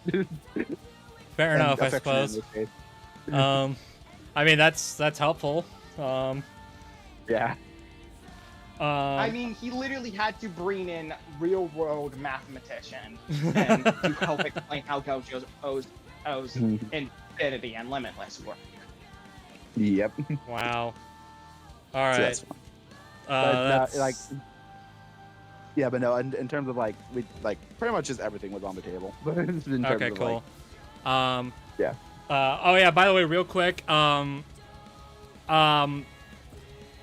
Huge spoilers ahead for both. Yeah. More massive spoilers for My Hero than JJ. Hey, I'm just saying that outright. Yeah. No. Yeah. No. Because Yeah. Admittedly. ZDogg only has to cover a third of the series. Of a Yep. much shorter series. Well, even still. I mean, here on BrobusCast, we don't give a shit about spoilers. But for those watching, who are like anime onlys, this is probably the time where you you can probably just stop watching now. I'm gonna be honest with you. You're gonna get Happy My Hero spoilers, but anime only for JJK, don't worry, you're not getting spoiled. Yep. So, yes. But still, watch at your own risk. Yeah, for sure. All right. Well, with that in mind, this is Shigaraki versus Mahito. So, so Koto, we would usually start with you. Okay, if you insist. Yeah. Oh boy, get ready. So, lay it on us. What do we got here? What are we dealing with here? Okay. It is said that from conflict and uncertainty, evil is created, and from that evil, a light will always shine to clash with the forces of darkness. And when a baby one day was born with the mysterious meta ability to grow, people with meta abilities appeared. With society overthrown, one man who called himself All for One sought to take control of that society by using his powers to steal and bestow meta abilities onto others, creating a criminal empire that ruled from the shadows. But despite everything, All for One could never get what he wanted most, his twin brother to stand by his side as he ruled this world with an iron fist. He tried everything from blackmail to isolating him to torturing those close to him, but yet it never worked and his brother stood resilient. And so, All for One gave his brother the one thing he didn't have, a meta ability to stockpile power. Little did All for One know, his brother did have a meta ability, a seemingly useless one that can pass power down through transferring DNA. As such, his brother ended up creating what would be known as One for All, passing this power to numerous generations, with each fostering this power and training a successor with the goal of defeating this generation evil that is All for One. The passing of the torch went on for years, and as the years went on, meta abilities and the perception around them changed as they began to be called quirks. And eventually, the sixth wielder of One for All, Nana Shimura, found a successor that could change the entire superhuman society. The hero that would come to be known as All Might. After All for One killed Nana Shimura in battle, All Might relentlessly went on a crusade, day and night, to hunt All for One down. The villain could barely get any rest, as his constant fights with All Might had him beaten and battered beyond repair, even destroying his body. All Might became a symbol of hope and peace, while All for One was losing his grip as the demon lord that ruled from the shadows. So, All for One decided it was time for him to prepare a successor. And he had the perfect idea on how to do that, whilst getting revenge on the person that drove him to hide in fear. Many years later, the family of Nana Shimura grew up without her, bringing news of her death after she abandoned them to try and protect them against All for One. And her son, Kotaro Shimura, hated her for that, and grew to despise heroes as well, living a bitter and resentful life. And Kotaro's son, Tenko Shimura, wanted nothing more than to be a hero. Kotaro tried everything to get his son out of that mind space, and even began to physically and verbally abuse him, much to the horror of the rest of the family.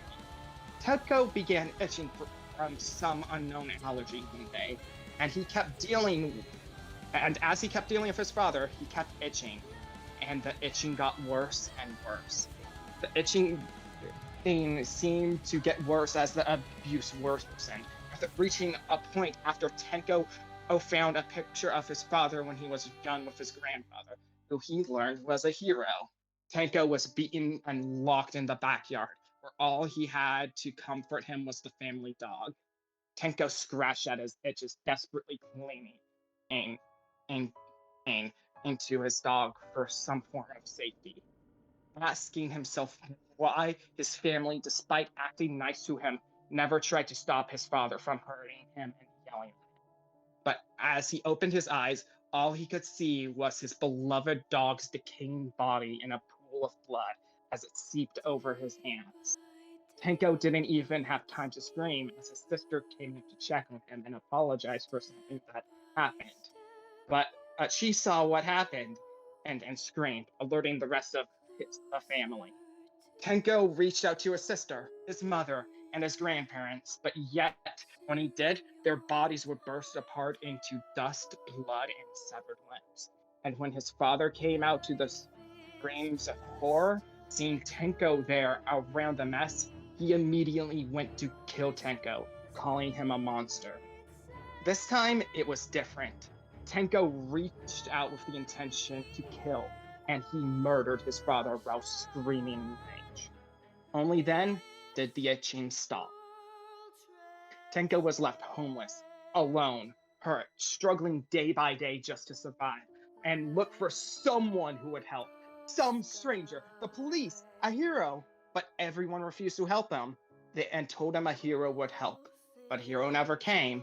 But one day after he was assaulted by a local gang, a hand finally reached out. All for One's hand reached out. After gifting him with the severed hands of all his family members and causing them to clench onto his body so he can always remember what he did and what his family did to him, he was sent to murder the gang members who attacked him before. And when he did, their hands joined the hands gripping him, holding back his true personality so he's always in the grip of those who wronged him. And a reminder that he can never live as anything other than a murderer and a villain. Tenko Shimura died that day, as All for One granted him a new name, Tomura Shigaraki.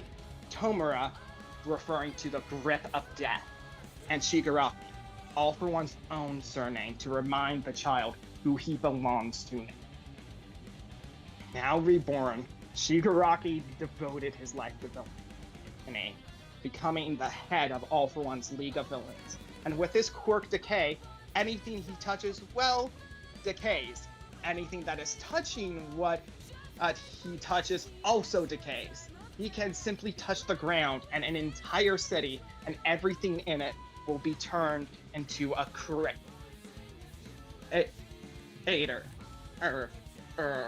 of rubber, blood, and all sorts of mess within seconds. And while he initially needed to put all 5 fingers onto an object to decay it, he can now do this with just a single finger, and even has the precision to cause things to completely avoid the effects of his quirk, such as an ally or his army. And on the topic of that army, Shigaraki has his Nomus, near mindless beings that are often loaded with powerful quirks that exist to fulfill the commands given to them by a select few people. And Shigaraki can almost freely summon them. And more often than not, they come loaded with their own quirks, mostly super strength, wings, shock absorption, and regeneration, in order to make them nearly impossible to stop. Even if you don't think there are any Nomu nearby, there is a Nomu that exists with the sole ability to teleport individuals to another person's location, allowing Shigaraki to endlessly summon Nomus to his side.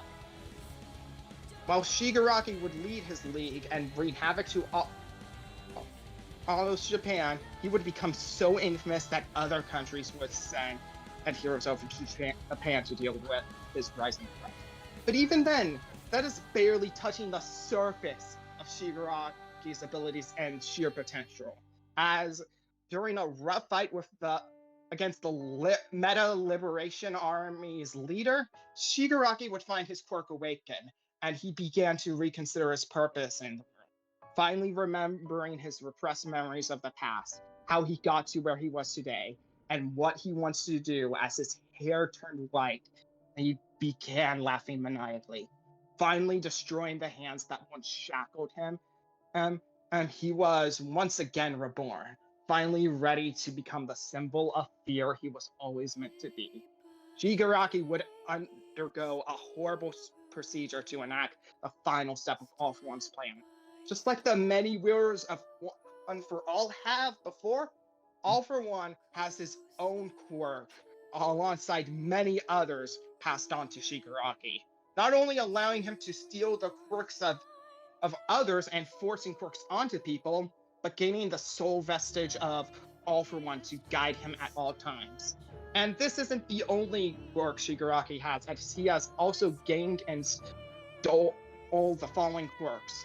Super Regeneration, which it's not only just makes him able to regenerate from any wound almost instantaneously, he uses this in conjunction with his own decay quirk to rip his body apart and reshape it however he feels like it, including sending mass launches of hands or fingers at someone that all have his own decay quirk available to him. Search, which allows Shigaraki to see any and everything around a radius at all times.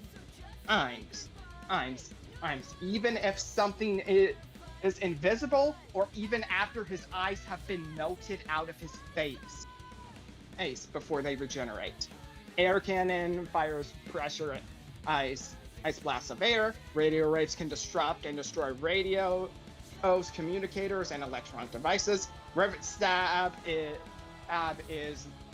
black tendrils that constantly split apart and grow. That he releases from his fingers or his spine. Heavy payload lets Shigaraki increase the damage that he deals.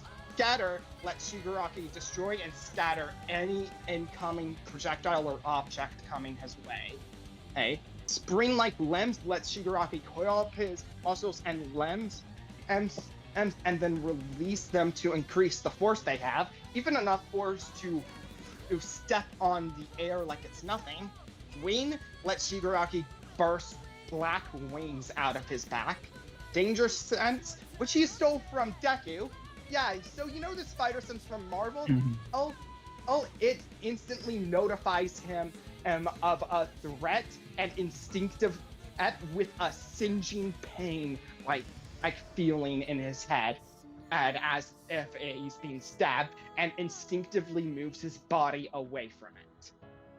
While he can choose to fight against his instinct, he has shown to use Danger Sense too, its original intention and purpose during the time he stole it. Flight allows Shigaraki to freely control himself in the air, sending himself or suspending himself wherever he wants. Black lightning as well. It's lightning bolts that are colored black. He shoots lightning bolts from his fingertips. Propulsion allows him to instantly send himself in any direction, allowing himself to avoid any attack or instantly send himself towards someone at a speed they can't avoid. And Reflect allows him to reflect physical damage or projectiles that are used against him back at his opponents. And these are the only quirks we've seen him use. When peering into his soul, he is surrounded by hundreds, if not thousands, of other souls and vestiges, powerless to fight back at their oppressor. But what if everything I told you that you thought you knew about Shigaraki was a convenient lie? What if I told you decay was never his original quirk? What if I told you he was never meant to be All For One's successor, but more so a second body for All For One to use if he did get defeated? More of a convenient, youthful body than his decrepit and unrecoverable body could ever manage. Because All For One began grooming Shigaraki before he was even born. After murdering Nanoshima, he quickly bided his time until her son grew up, influencing his life where he worked, becoming the biggest advisor and a earth to him and a family friend. When he first met the infant Tenko he stole his quirk and gave him a new one. He helped shape Kotaro's belief and abusive parenting style, all to create the perfect person to serve as his new body, but also the perfect face to use when he ripped the hope from the world's greatest heroes. Shigaraki quickly figured this out during the First Villain War, as his soul constantly fought among the crowd with All For One soul for control over his body, with this clash for control even affecting the souls of others who get too close, which will physically affect their body as well, which is how Deku temporarily lost his arms throughout his struggle to destroy the world that allowed monsters such as himself and All For One to exist. He would wipe out entire cities with his decay quirk, fight several of the world's strongest heroes all at the same time. From Endeavor to Eraserhead, Dynamite, Deku, Mirko, Phantom Thief, Best Genius, and so many others, killing the most powerful hero in the world, Stars and Stripes, evading and taking lasers that were sent from satellites in space. Most impressively of all, his final clash with Deku, which created a world-wide storm that lasted for several days. Shigaraki's willpower and resolve is unshakable, as he stopped being able to feel things such as fear, despair, and even regret. His sheer hatred allows him to overpower anything that comes his way, as it's the thing that keeps him in control of his body and mind, while fighting for control of All For One's soul. But eventually, in that final moment with their clash, Deku forcefully passed on One For All, as it awakened all the other souls inside him. As they finally gained the courage to stand against All For One, as they destroyed each other. Shigaraki faded away into dust with the final clash, and clash he had with Deku. All this time, Deku wanted to save him, but Shigaraki never needed to be saved. All he wanted was to destroy until the very end. And after destroying his town, the society that created him, and enabled All For One, and then both All For One and One For All, the very quirks that caused him so much pain over the years, he faded away in peace, having finally met the hero he needed all these years ago. Yet despite being a villain, Shigaraki was a hero to others, as he was the hero to those society labeled as a villain. Even though he may be gone, his soul still lingers around, watching the hero who finally reached out to save him, as he was able to achieve his dream and become one of the greatest heroes this world has ever seen. But if you were to run into the symbol of fear, you should run.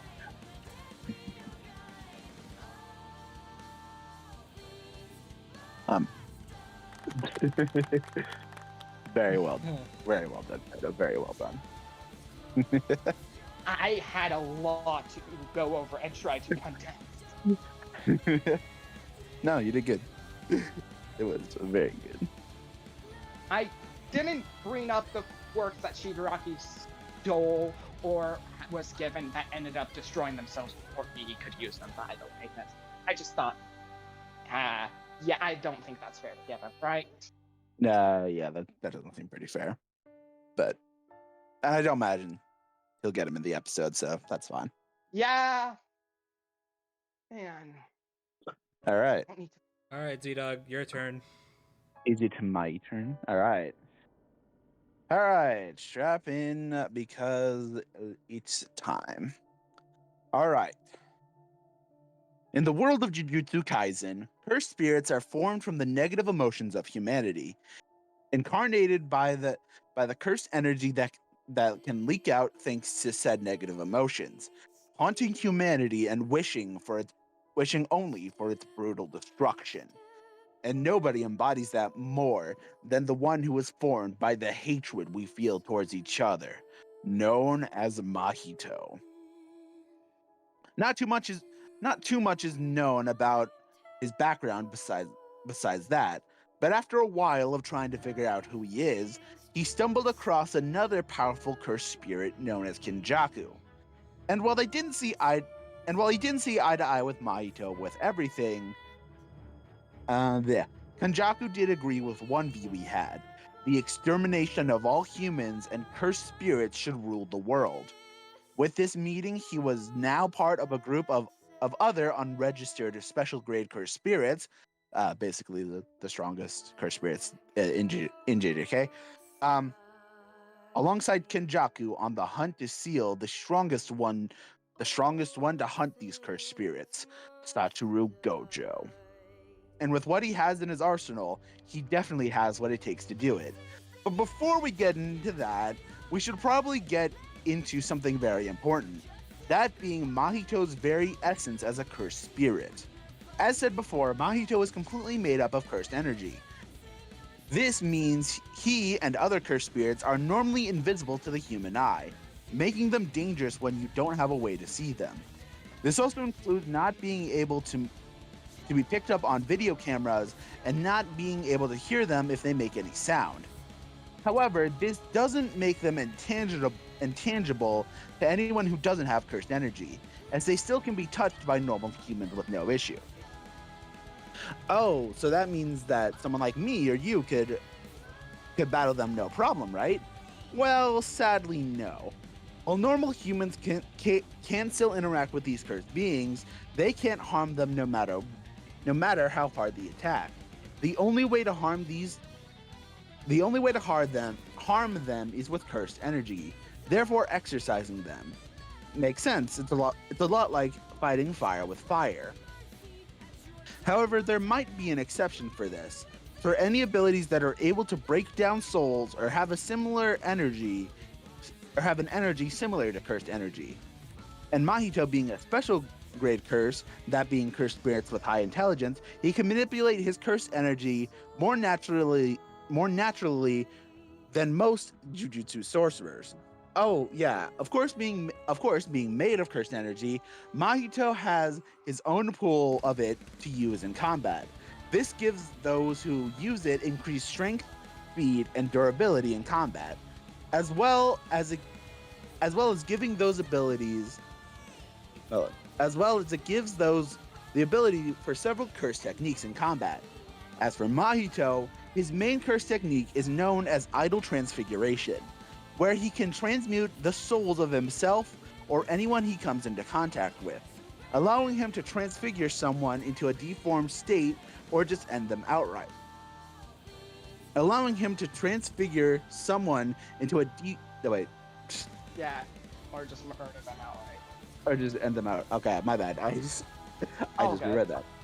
And this straight up can't be undone with any cursed healing technique anyone may have. He can even enforce this technique onto himself, allowing him to form his body into different weapons, such as a drill arm, split his body into different pieces, or different forms such as growing wings to fly or deer-esque legs. It's honestly extremely versatile and dangerous if you're unaware of its full capability.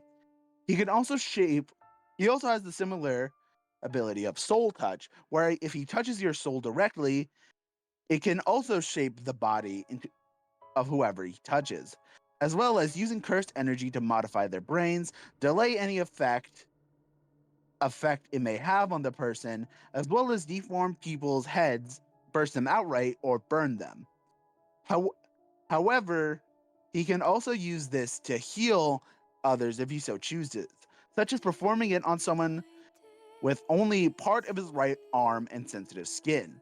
However, he can also make an army of transfigured humans he can use as minions, altering a normal person's body and following Mahito's command. But he can also use these bodies to reshape into weapons for Mahito to use, such as swords, spikes, flesh walls, and whatnot.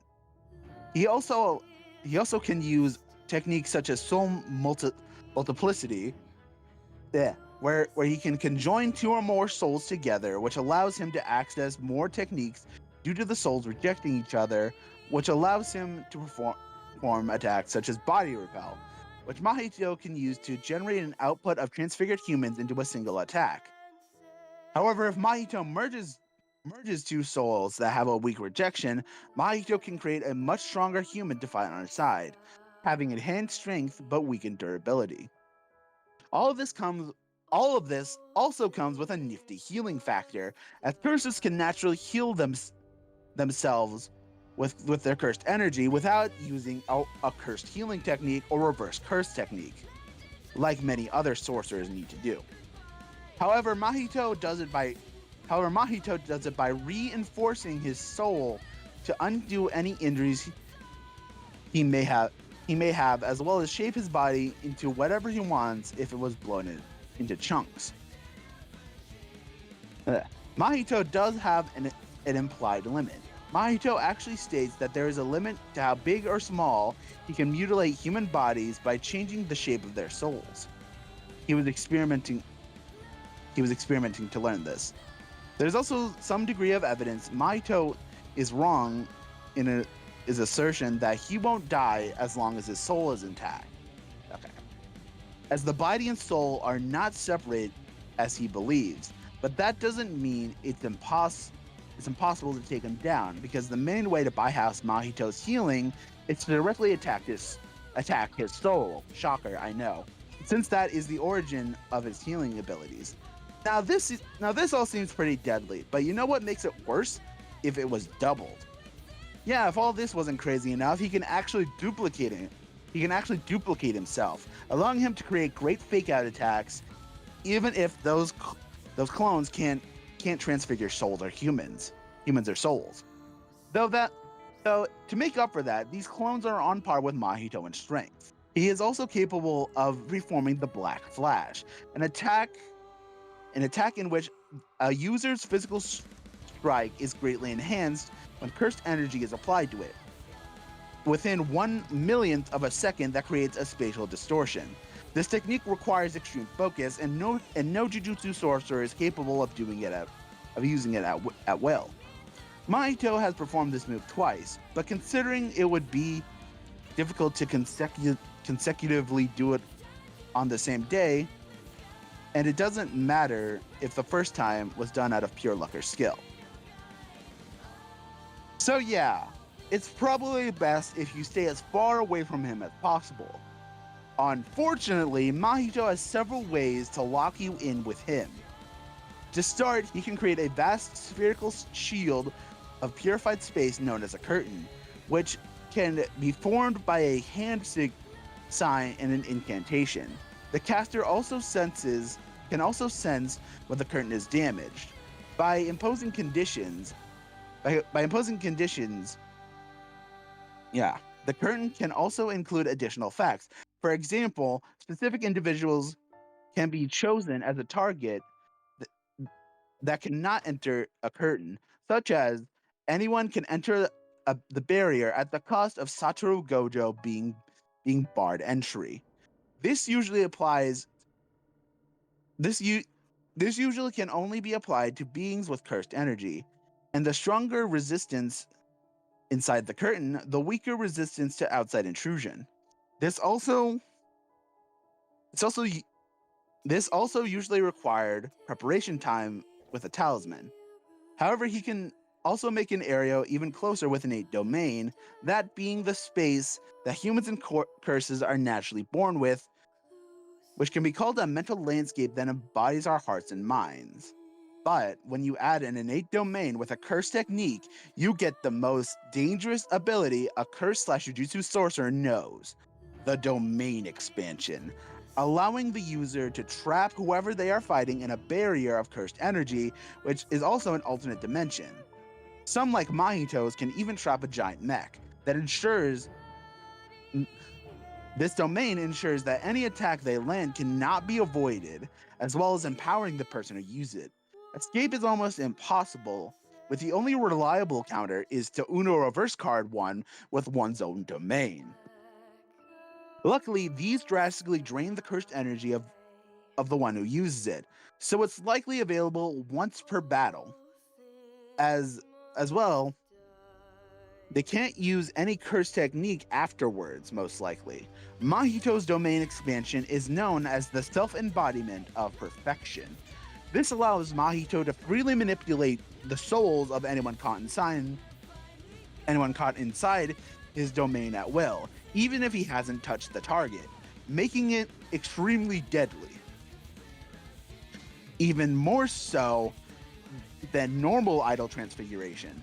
However, unlike idol transfiguration, Mahito is unable to target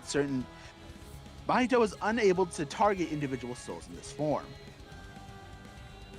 His control over this technique is so good he can activate it in an interval of 0.2 seconds. Plus, if you have a strong or deadly enough soul, such as that of Ryomen Sukuna, you may be able to hurt Mahito while in it, Such is the case as where Sukuna was able to cut his soul after trapping Yuji Itadori inside, who was at the time Sukuna's vessel. After that, and Mahito mutating one of Itadori's classmates into a transfigured human, the two of them were considered mortal enemies. Both would never forget that moment and would grow even stronger over time for if they were to face each other again. And eventually they would, and Mahito would eventually find a new form. One that he would consider his new essence, in a way. Using his domain expansion for again 0.2 seconds, while simultaneously using idle transfiguration, he would gain his new form known as Instant Spirit Body of Distorted Killing. This form gives him a 200% increase in power to the point of creating shockwaves that shatter the ground apart with just the wave of his arm, as well as a tail for attacking, increased durability, a set of blades, as well as retaining the ability of idle transfiguration. However, with a strong enough attack, he can get knocked out of the form, so long as it hits his soul. With all this up his sleeve, it's no surprise that Mahito was an absolute force to be reckoned with, and that he's managed to do a lot while he was in this world, including slaughtering hundreds of people in his way. He's destroyed several robots with a mere arm swing, can create flesh things that can fracture concrete and subway floors and walls, and he should be comparable to fellow special grade curse Jogo, who was capable of cratering the ground by simply jumping, as well as creating a meteor that was stated to be capable of turning a whole town to ashes, previously calculated by Death Battle themselves to have an output of 832 kilotons of TNT. He can also fight on par and take a beating from Yuji Itadori and the certified GOAT Aoi Todo. Yuji is capable of avoiding gunfire, as well as avoiding a supersonic bloodshot through a singular point when it was inches from hitting him, alongside being stated to be faster than Maki Zenin, who can dodge bullets as well as catching up to someone who moving at Mach 3, as well as being capable of using Black Flash, which can activate within a microsecond. Toto, however, was strong enough to murder a cursed spirit and knock Itadori through 3 trees in a single punch, as well as punching small holes in the ground and cratering a subway floor. Mahito can also take multiple Black Flashes repeatedly, albeit with shattered bones, but, he was still able to keep fighting for a damn good while. As well, it's said that special grade cursed spirits could survive shots from shotguns and tanks and be just fine. And it's even said carpeting explosions such as cluster bombs might just might work, which means Mahito might be able to tank one of those, but it might be up in the air. But despite being a combat prodigy and having extremely dangerous skills, he is not perfect. For one, he can be slightly overconfident in his abilities, sometimes allowing himself to tank attacks due to his crazy regenerative powers. As well, he may be cautious against opponents who can harm his soul. He can also get obsessed in his efforts to break his targets and outright torture his opposition. This actually almost led to a loss in his battles with Yuji. Also being a curse, Mahito is naturally weak to the reverse curse technique, which is specifically meant for destroying curses. As well, Mahito, kind of ironically, has no way to heal his soul if it's attacked, as his body regeneration does have a limit. But while he can still survive a few hits to his soul, damage to it can severely weaken him, and sufficient damage will outright kill him. But after all that was said, it's no surprise that the cursed spirit formed by hatred would be so deadly and terrorizing. slaughtering several in his way and causing others so much suffering. After he was beaten to a pulp by Yuji and Koto and trying to kill Kenjaku despite a common goal, he was absorbed into Kenjaku to help his quest. And while he did scream and cower in fear, he was rid of this world afterwards. While Mahito's time on this world wasn't long, this cursed soul definitely made his mark of terror known.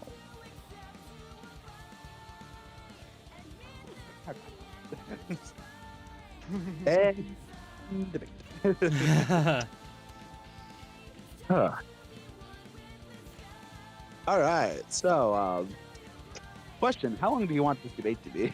I guess that's the question. How? I don't know. Well, okay. I guess let's break this down. I mean, I guess okay. Where do we want to start? Is the question. Let's just start stats because that's the easiest. Shigaraki takes every single stat by leaps and miles. Yeah. Jujutsu Kaisen, and confidently around this time, and was consistently stated, no one can pass the speed of light. And while we did get light speed feats later in the series, that was far after Mahito was already dead.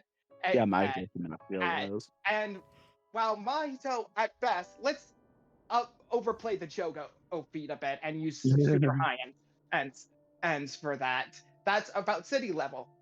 Okay, Yeah, let's pretty go good. with the absolute lowest end for Shigaraki and Deku. And this is at the point of when they were at their weakest state, because Deku was using the final embers of his quirk, and Shigaraki's body was decaying in falling apart into dust after All For One soul was destroyed by all the other souls inside of him. That punch caused a planet and ice storm that lasted for several days. Let's low end that and say that's multi-continent. And even then, Shigaraki also very blatantly dodges not only radio rifts, but also orbital lasers from space. So, yeah. Yeah. Yeah, pretty obvious that Shigaraki statistically wins. Okay, so go ahead. Go ahead. Yeah. Oh, okay. That's never what this debate and discussion was about, because it's Nope. all about their hacks ability. Yeah, That's why so this was discussed. yeah, so my question is, for ZDogg, who is representing Mahito, Yes. can Mahito put Shigaraki down? It is incredibly questionable. Well, I do think that his idol transfiguration should be able to work on the no moves more, no problem. But yeah. So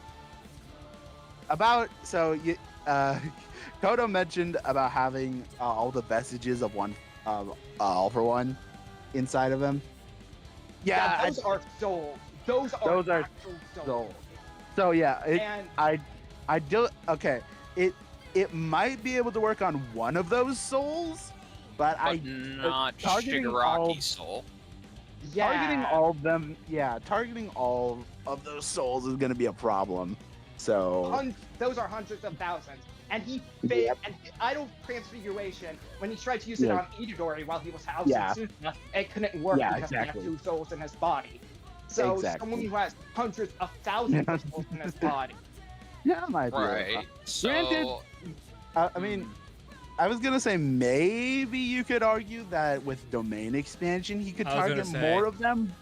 Yeah, but I don't think it's gonna be enough. I was gonna say, could domain expansion kill him? No. Because then he can't freely target souls, and that was something specifically brought up. And when Suguna's soul was brought up, Suguna's soul just directly attacked him. Because the same rules of the domain apply to Mahito, as all attacks there would directly target his soul. And Sukuna only did a single slash and was like, go away. Didn't want to be bothered. No. All for one, Get though. out. Oh, you're trying to steal my new body? I'm killing you right here. There. Yeah. Yeah. Okay. Okay.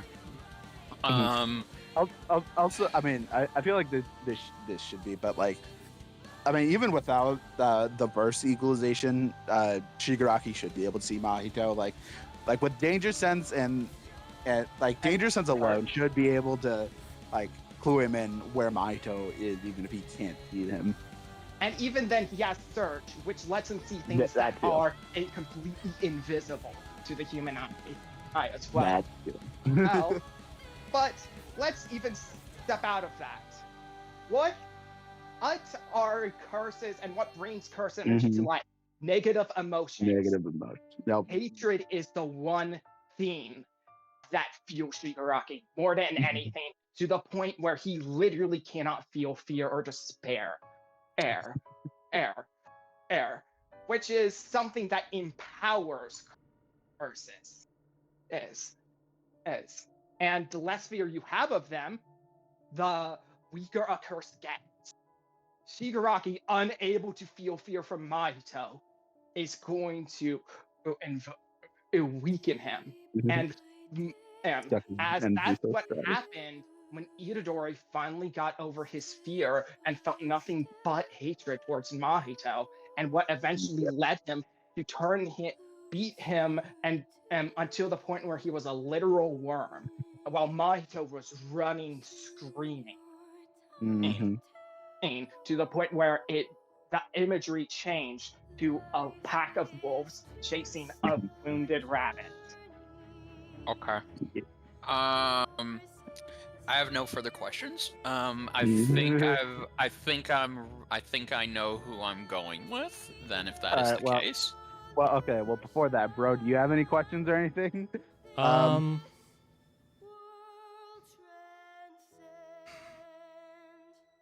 Let's see.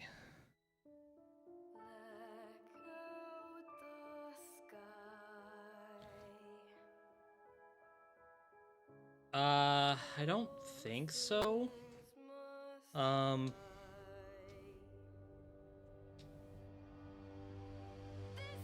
okay. I guess like throwing stats to the wayside for a hot sec. Okay, hold on. Regeneration. Let's talk about that. Sure. Because from what I understand, both of them have some pretty busted regeneration. Yes. Well, okay, real quick, just comparing that alone, whose is better? Shigaraki. Probably It sounds like Shigaraki. Shigaraki's doesn't have a limit and can freely keep regenerating him, even the moment these wounds are inflicted. Okay, And even then, the only way to stop him from regenerating is destroying the quirk. Even if you like burned him and cauterize his wounds, he can just rip off the wound and regenerate. So it sounds to me like what while you're as Mahito cannot regenerate from his soul, and cannot regenerate his body if his soul is damaged. And Shigaraki can directly attack souls as he has today, and even just being nearby him, as him and All For One wrestles control, can actually damage a soul. Because Deku got his arms decayed from that when his soul was reaching out to Shigaraki's. Okay, so it sounds like to me then the only way you could get rid of Shigaraki's regeneration is if you attack it right at the quirk itself, and it doesn't sound like Mahito has any kind of firepower to attack it directly. He can by attacking the soul it's attacked to destroy it. Right, Yeah, but we've again, been over that. That's there are several. It's not like if he had to target the one soul, he could do it. But Shigaraki's essentially got, in gamer terms, he's essentially got an infinite firewall shield set up. Yeah, he's got hundreds of thousands of souls in his body. What if he targets just Shigaraki's soul? Would that? He can't. Oh. And when he tried using idol transfiguration against Itadori, it just straight up didn't work.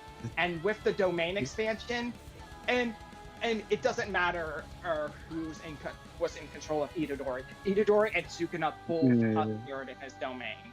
Meaning, if Mahito unleashes his domain, he's suddenly going to be drowning in hundreds of thousands of souls.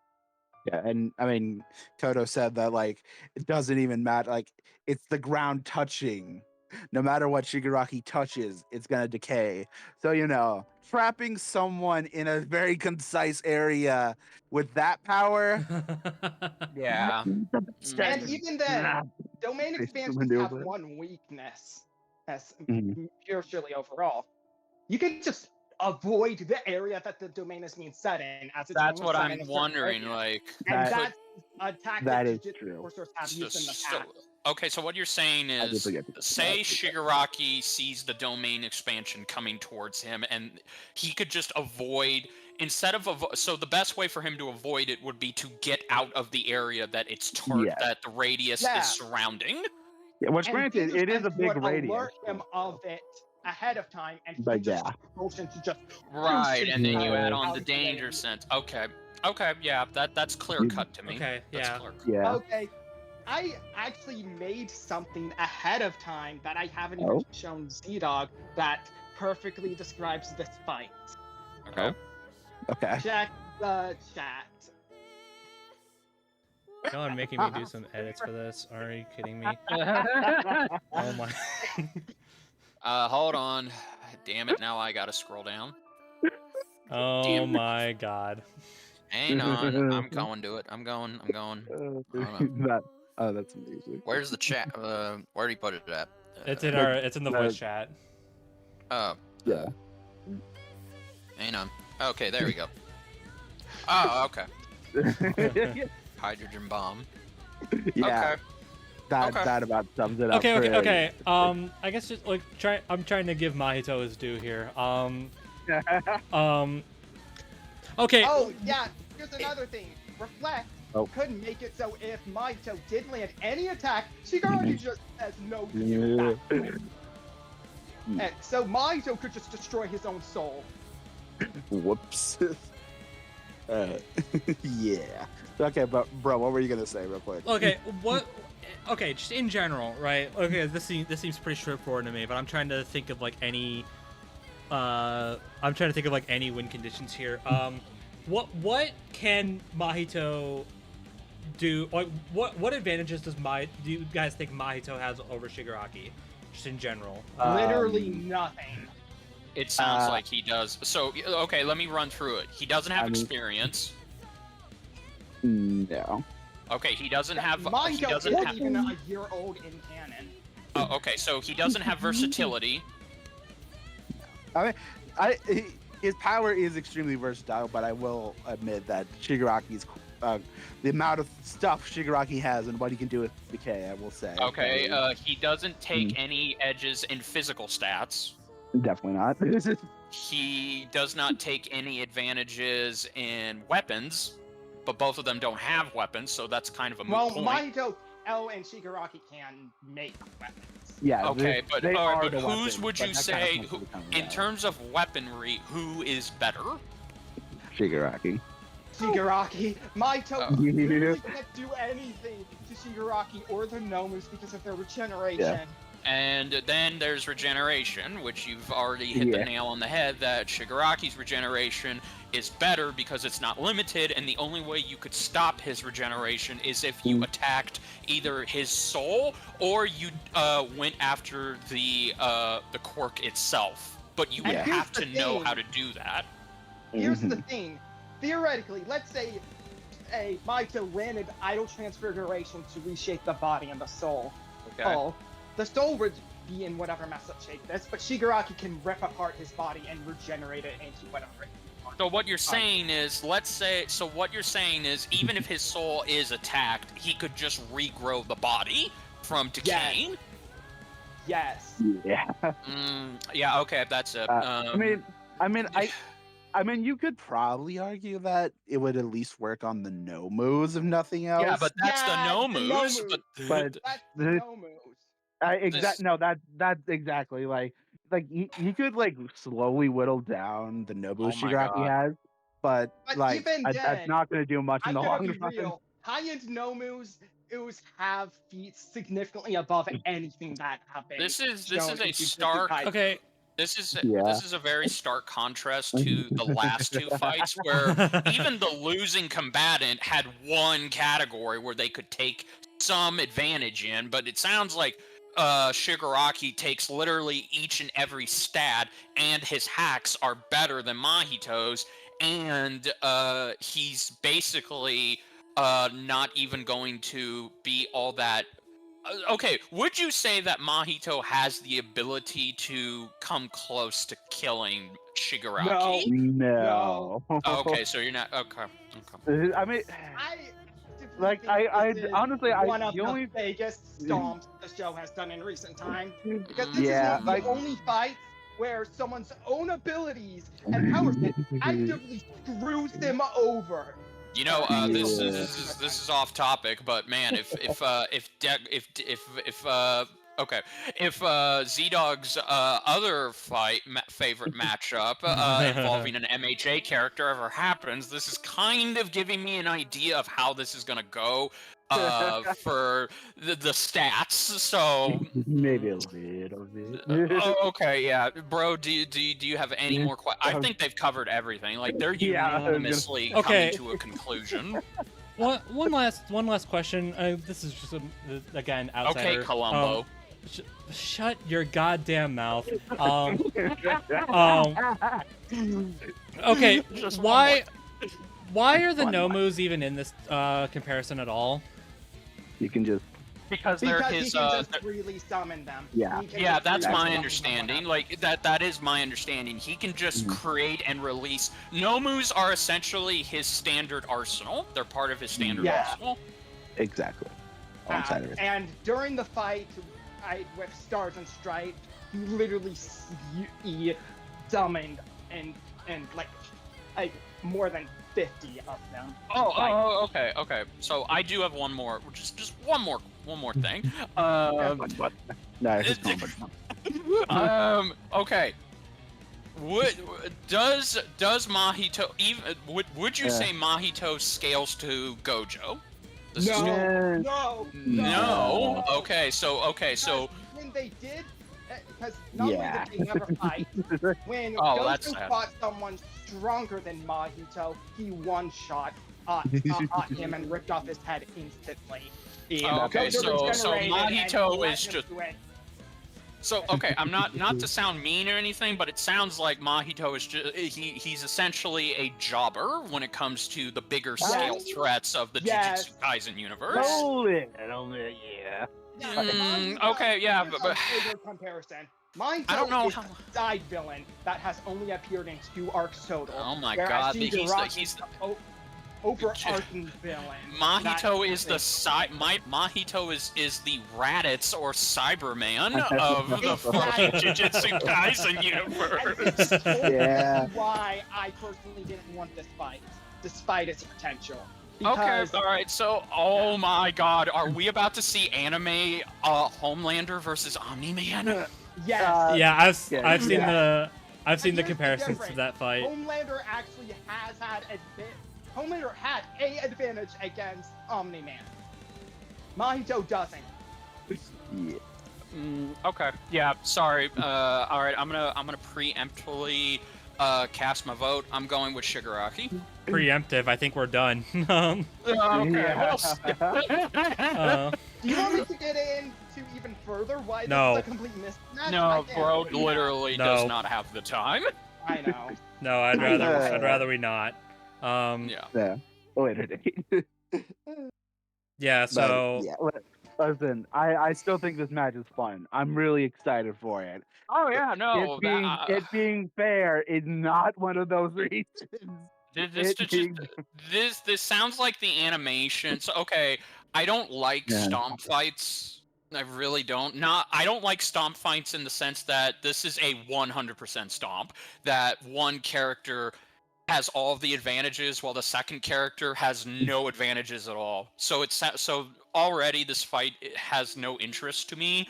But the ideas of who they could get to voice act, which by the way, yeah, I'm in favor. Get Chris Guerrero in.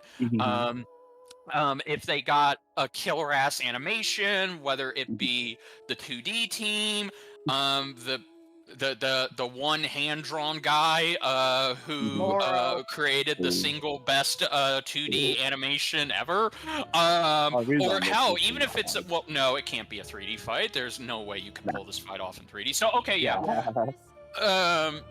Yeah, so whether it's a hand-drawn fight or a sprite fight, it sounds like that's gonna be the only area this fight is gonna be carried in. So, which I still stand by. This fight's gonna do some cool shit. Oh yeah, no, that I don't disagree. It's just I don't like I don't think they'd be doing it if that wasn't the case. Yeah, I mean, there's a reason why. I mean, okay, and it also is kind of fit. And it's also knocking off another stretch goal episode. So yeah.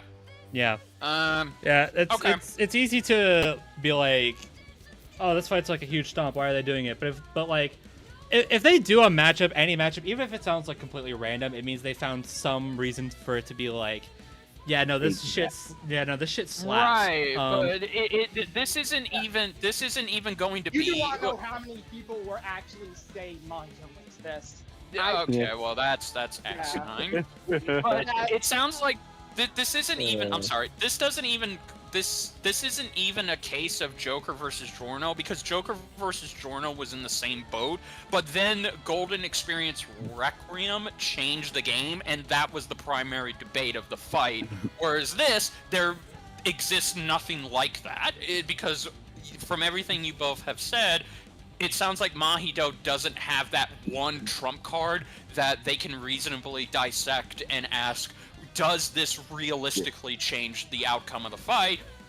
No, he doesn't. And clearly, if he does, we don't know about it. Any other character, he would be able and I don't like. I do wish they probably would have waited to do this matchup, because I was never a fan of it to begin with, because Jujutsu Kaisen is still in its infancy. So it's over. It's been over. Oh, it's over? Oh, okay. Yeah. Well, that's right. It is over. That's right. Okay, never mind. Yeah. Okay, also, Mahito died pretty early on, so that doesn't help either. That's what I'm saying. It's like Mahito is just, he's a jobber villain who just went out in a horrible fashion. So it really does. He literally went out because he got eaten by Kenjaku. Kenjaku literally picked him up and ate him. So he's such a loser. He didn't even get to fight the fucking main OP character of the damned franchise. That is horrible. Yeah. All right, yeah. So again, this is a case where I'm gonna sit back and just watch the episode, mainly for the animation, for the technical aspects, because I have no investment in the debate aspect of this, especially after you guys have laid everything out on the table.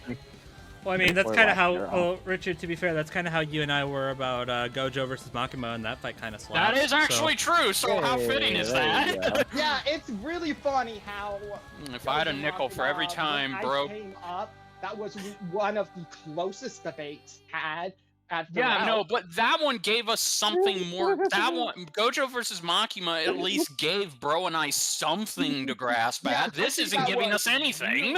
I just think it's completely funny how, like, both the last two appearances I came on the cast were for one of the single-handedly closest debates, and this is one of the biggest stomps we've discussed in a long time. Yeah, no, and also, if I had a nickel for every time BrobusCast and I had no investment in a Jujutsu Kaisen episode, I have 2 nickels, which isn't a lot, but it's just funny that it's happened twice. They'll get you on one of them eventually. We'll Probably not. see. Wait for Sukuna to show up. Wait for Sukuna Yeah, there to you show go. up. All right, fine. If Sukunu shows up, then I'll finally get in. I mean, hey, Namara also has both Nora or Yang. I mean, Besides, hell, like, look, if it makes ZDogg feel better, if Sukunu gets in, I'll handle Sukunu. You have my. Okay.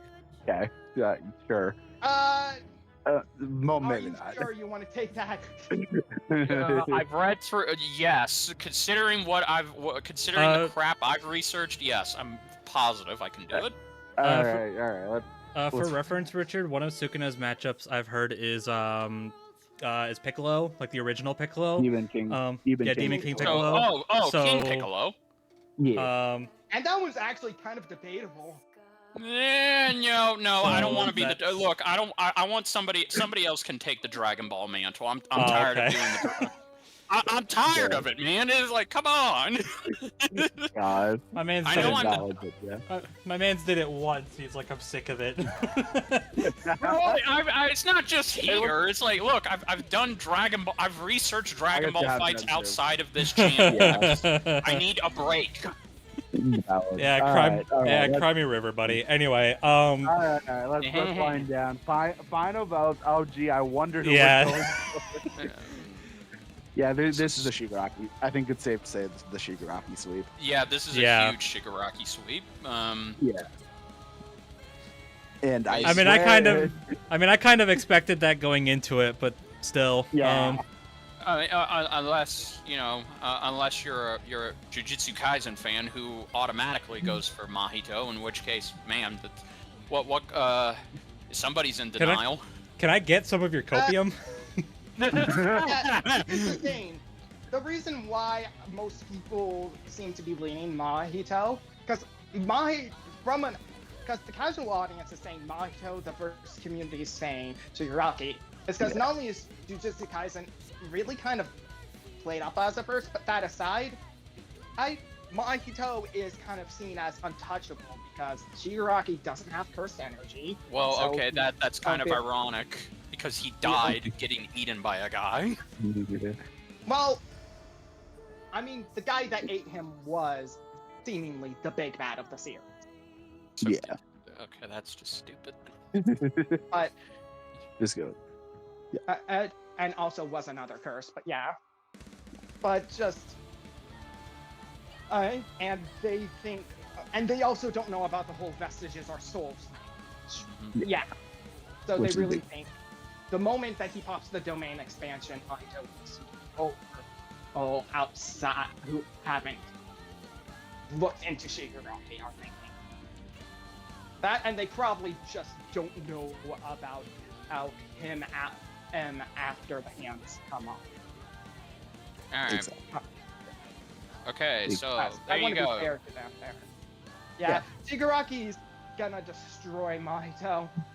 Indeed. All right, so After all, hydrogen bomb versus coughing worm. yeah, so the die has been set. The bros are going Shigaraki on this one. If you bastards screw this up for me again, I swear to God. What? I couldn't screw that. Wait, what? Oh, that's right. Bro went for Makima the last time. No, I didn't. No. I'm not talking about that. I'm sorry. You went for Gojo. I'm sorry. Go. I'm not talking about that. I have a pretty bad prediction streak. Prediction So does record. Amber. In this current era. I've only gotten Joker and Kratos, and I wasn't on those fights. So if you guys mess this up for me again, I swear to God. Okay. Death Battle's gonna have to. I'm saying this right now. Death Battle's gonna have to really reach for arguments. I tried to tell you. Bardock was gonna lose, but no. Did you believe me? Oh my God. I tried to tell you. So yeah, it's not my fault.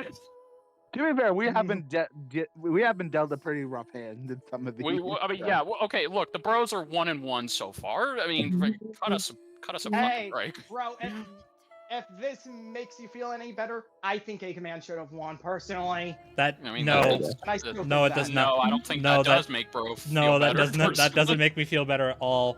Yeah. I mean, Yeah, well. look, I also just. Whatever. Whatever. Anyway, I was confused. anyway, so that's that. Yeah. There we go. Yeah. So thank God we're And freaking right done. on. Yeah. Yeah, no more Jujutsu Kaisen for us. Hopefully. You say that Why? next year. Watch You- next year. They do Sukuna. God dang it. Like I Like, said, you I won't go. Yeah, and then you're gonna remind me. It's like, well, Richard, you said you'd do it, so it's like, yeah, and I'm gonna dive right into it. Yeah.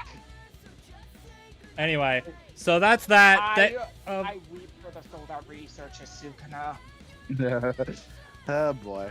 I mean, too bad. We could just make it you if you want. No, I'm kidding. Okay, bro's trying to take You us out. could. You could.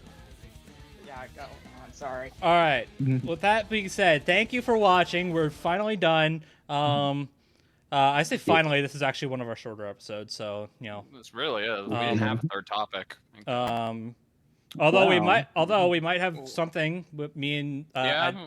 I may have you know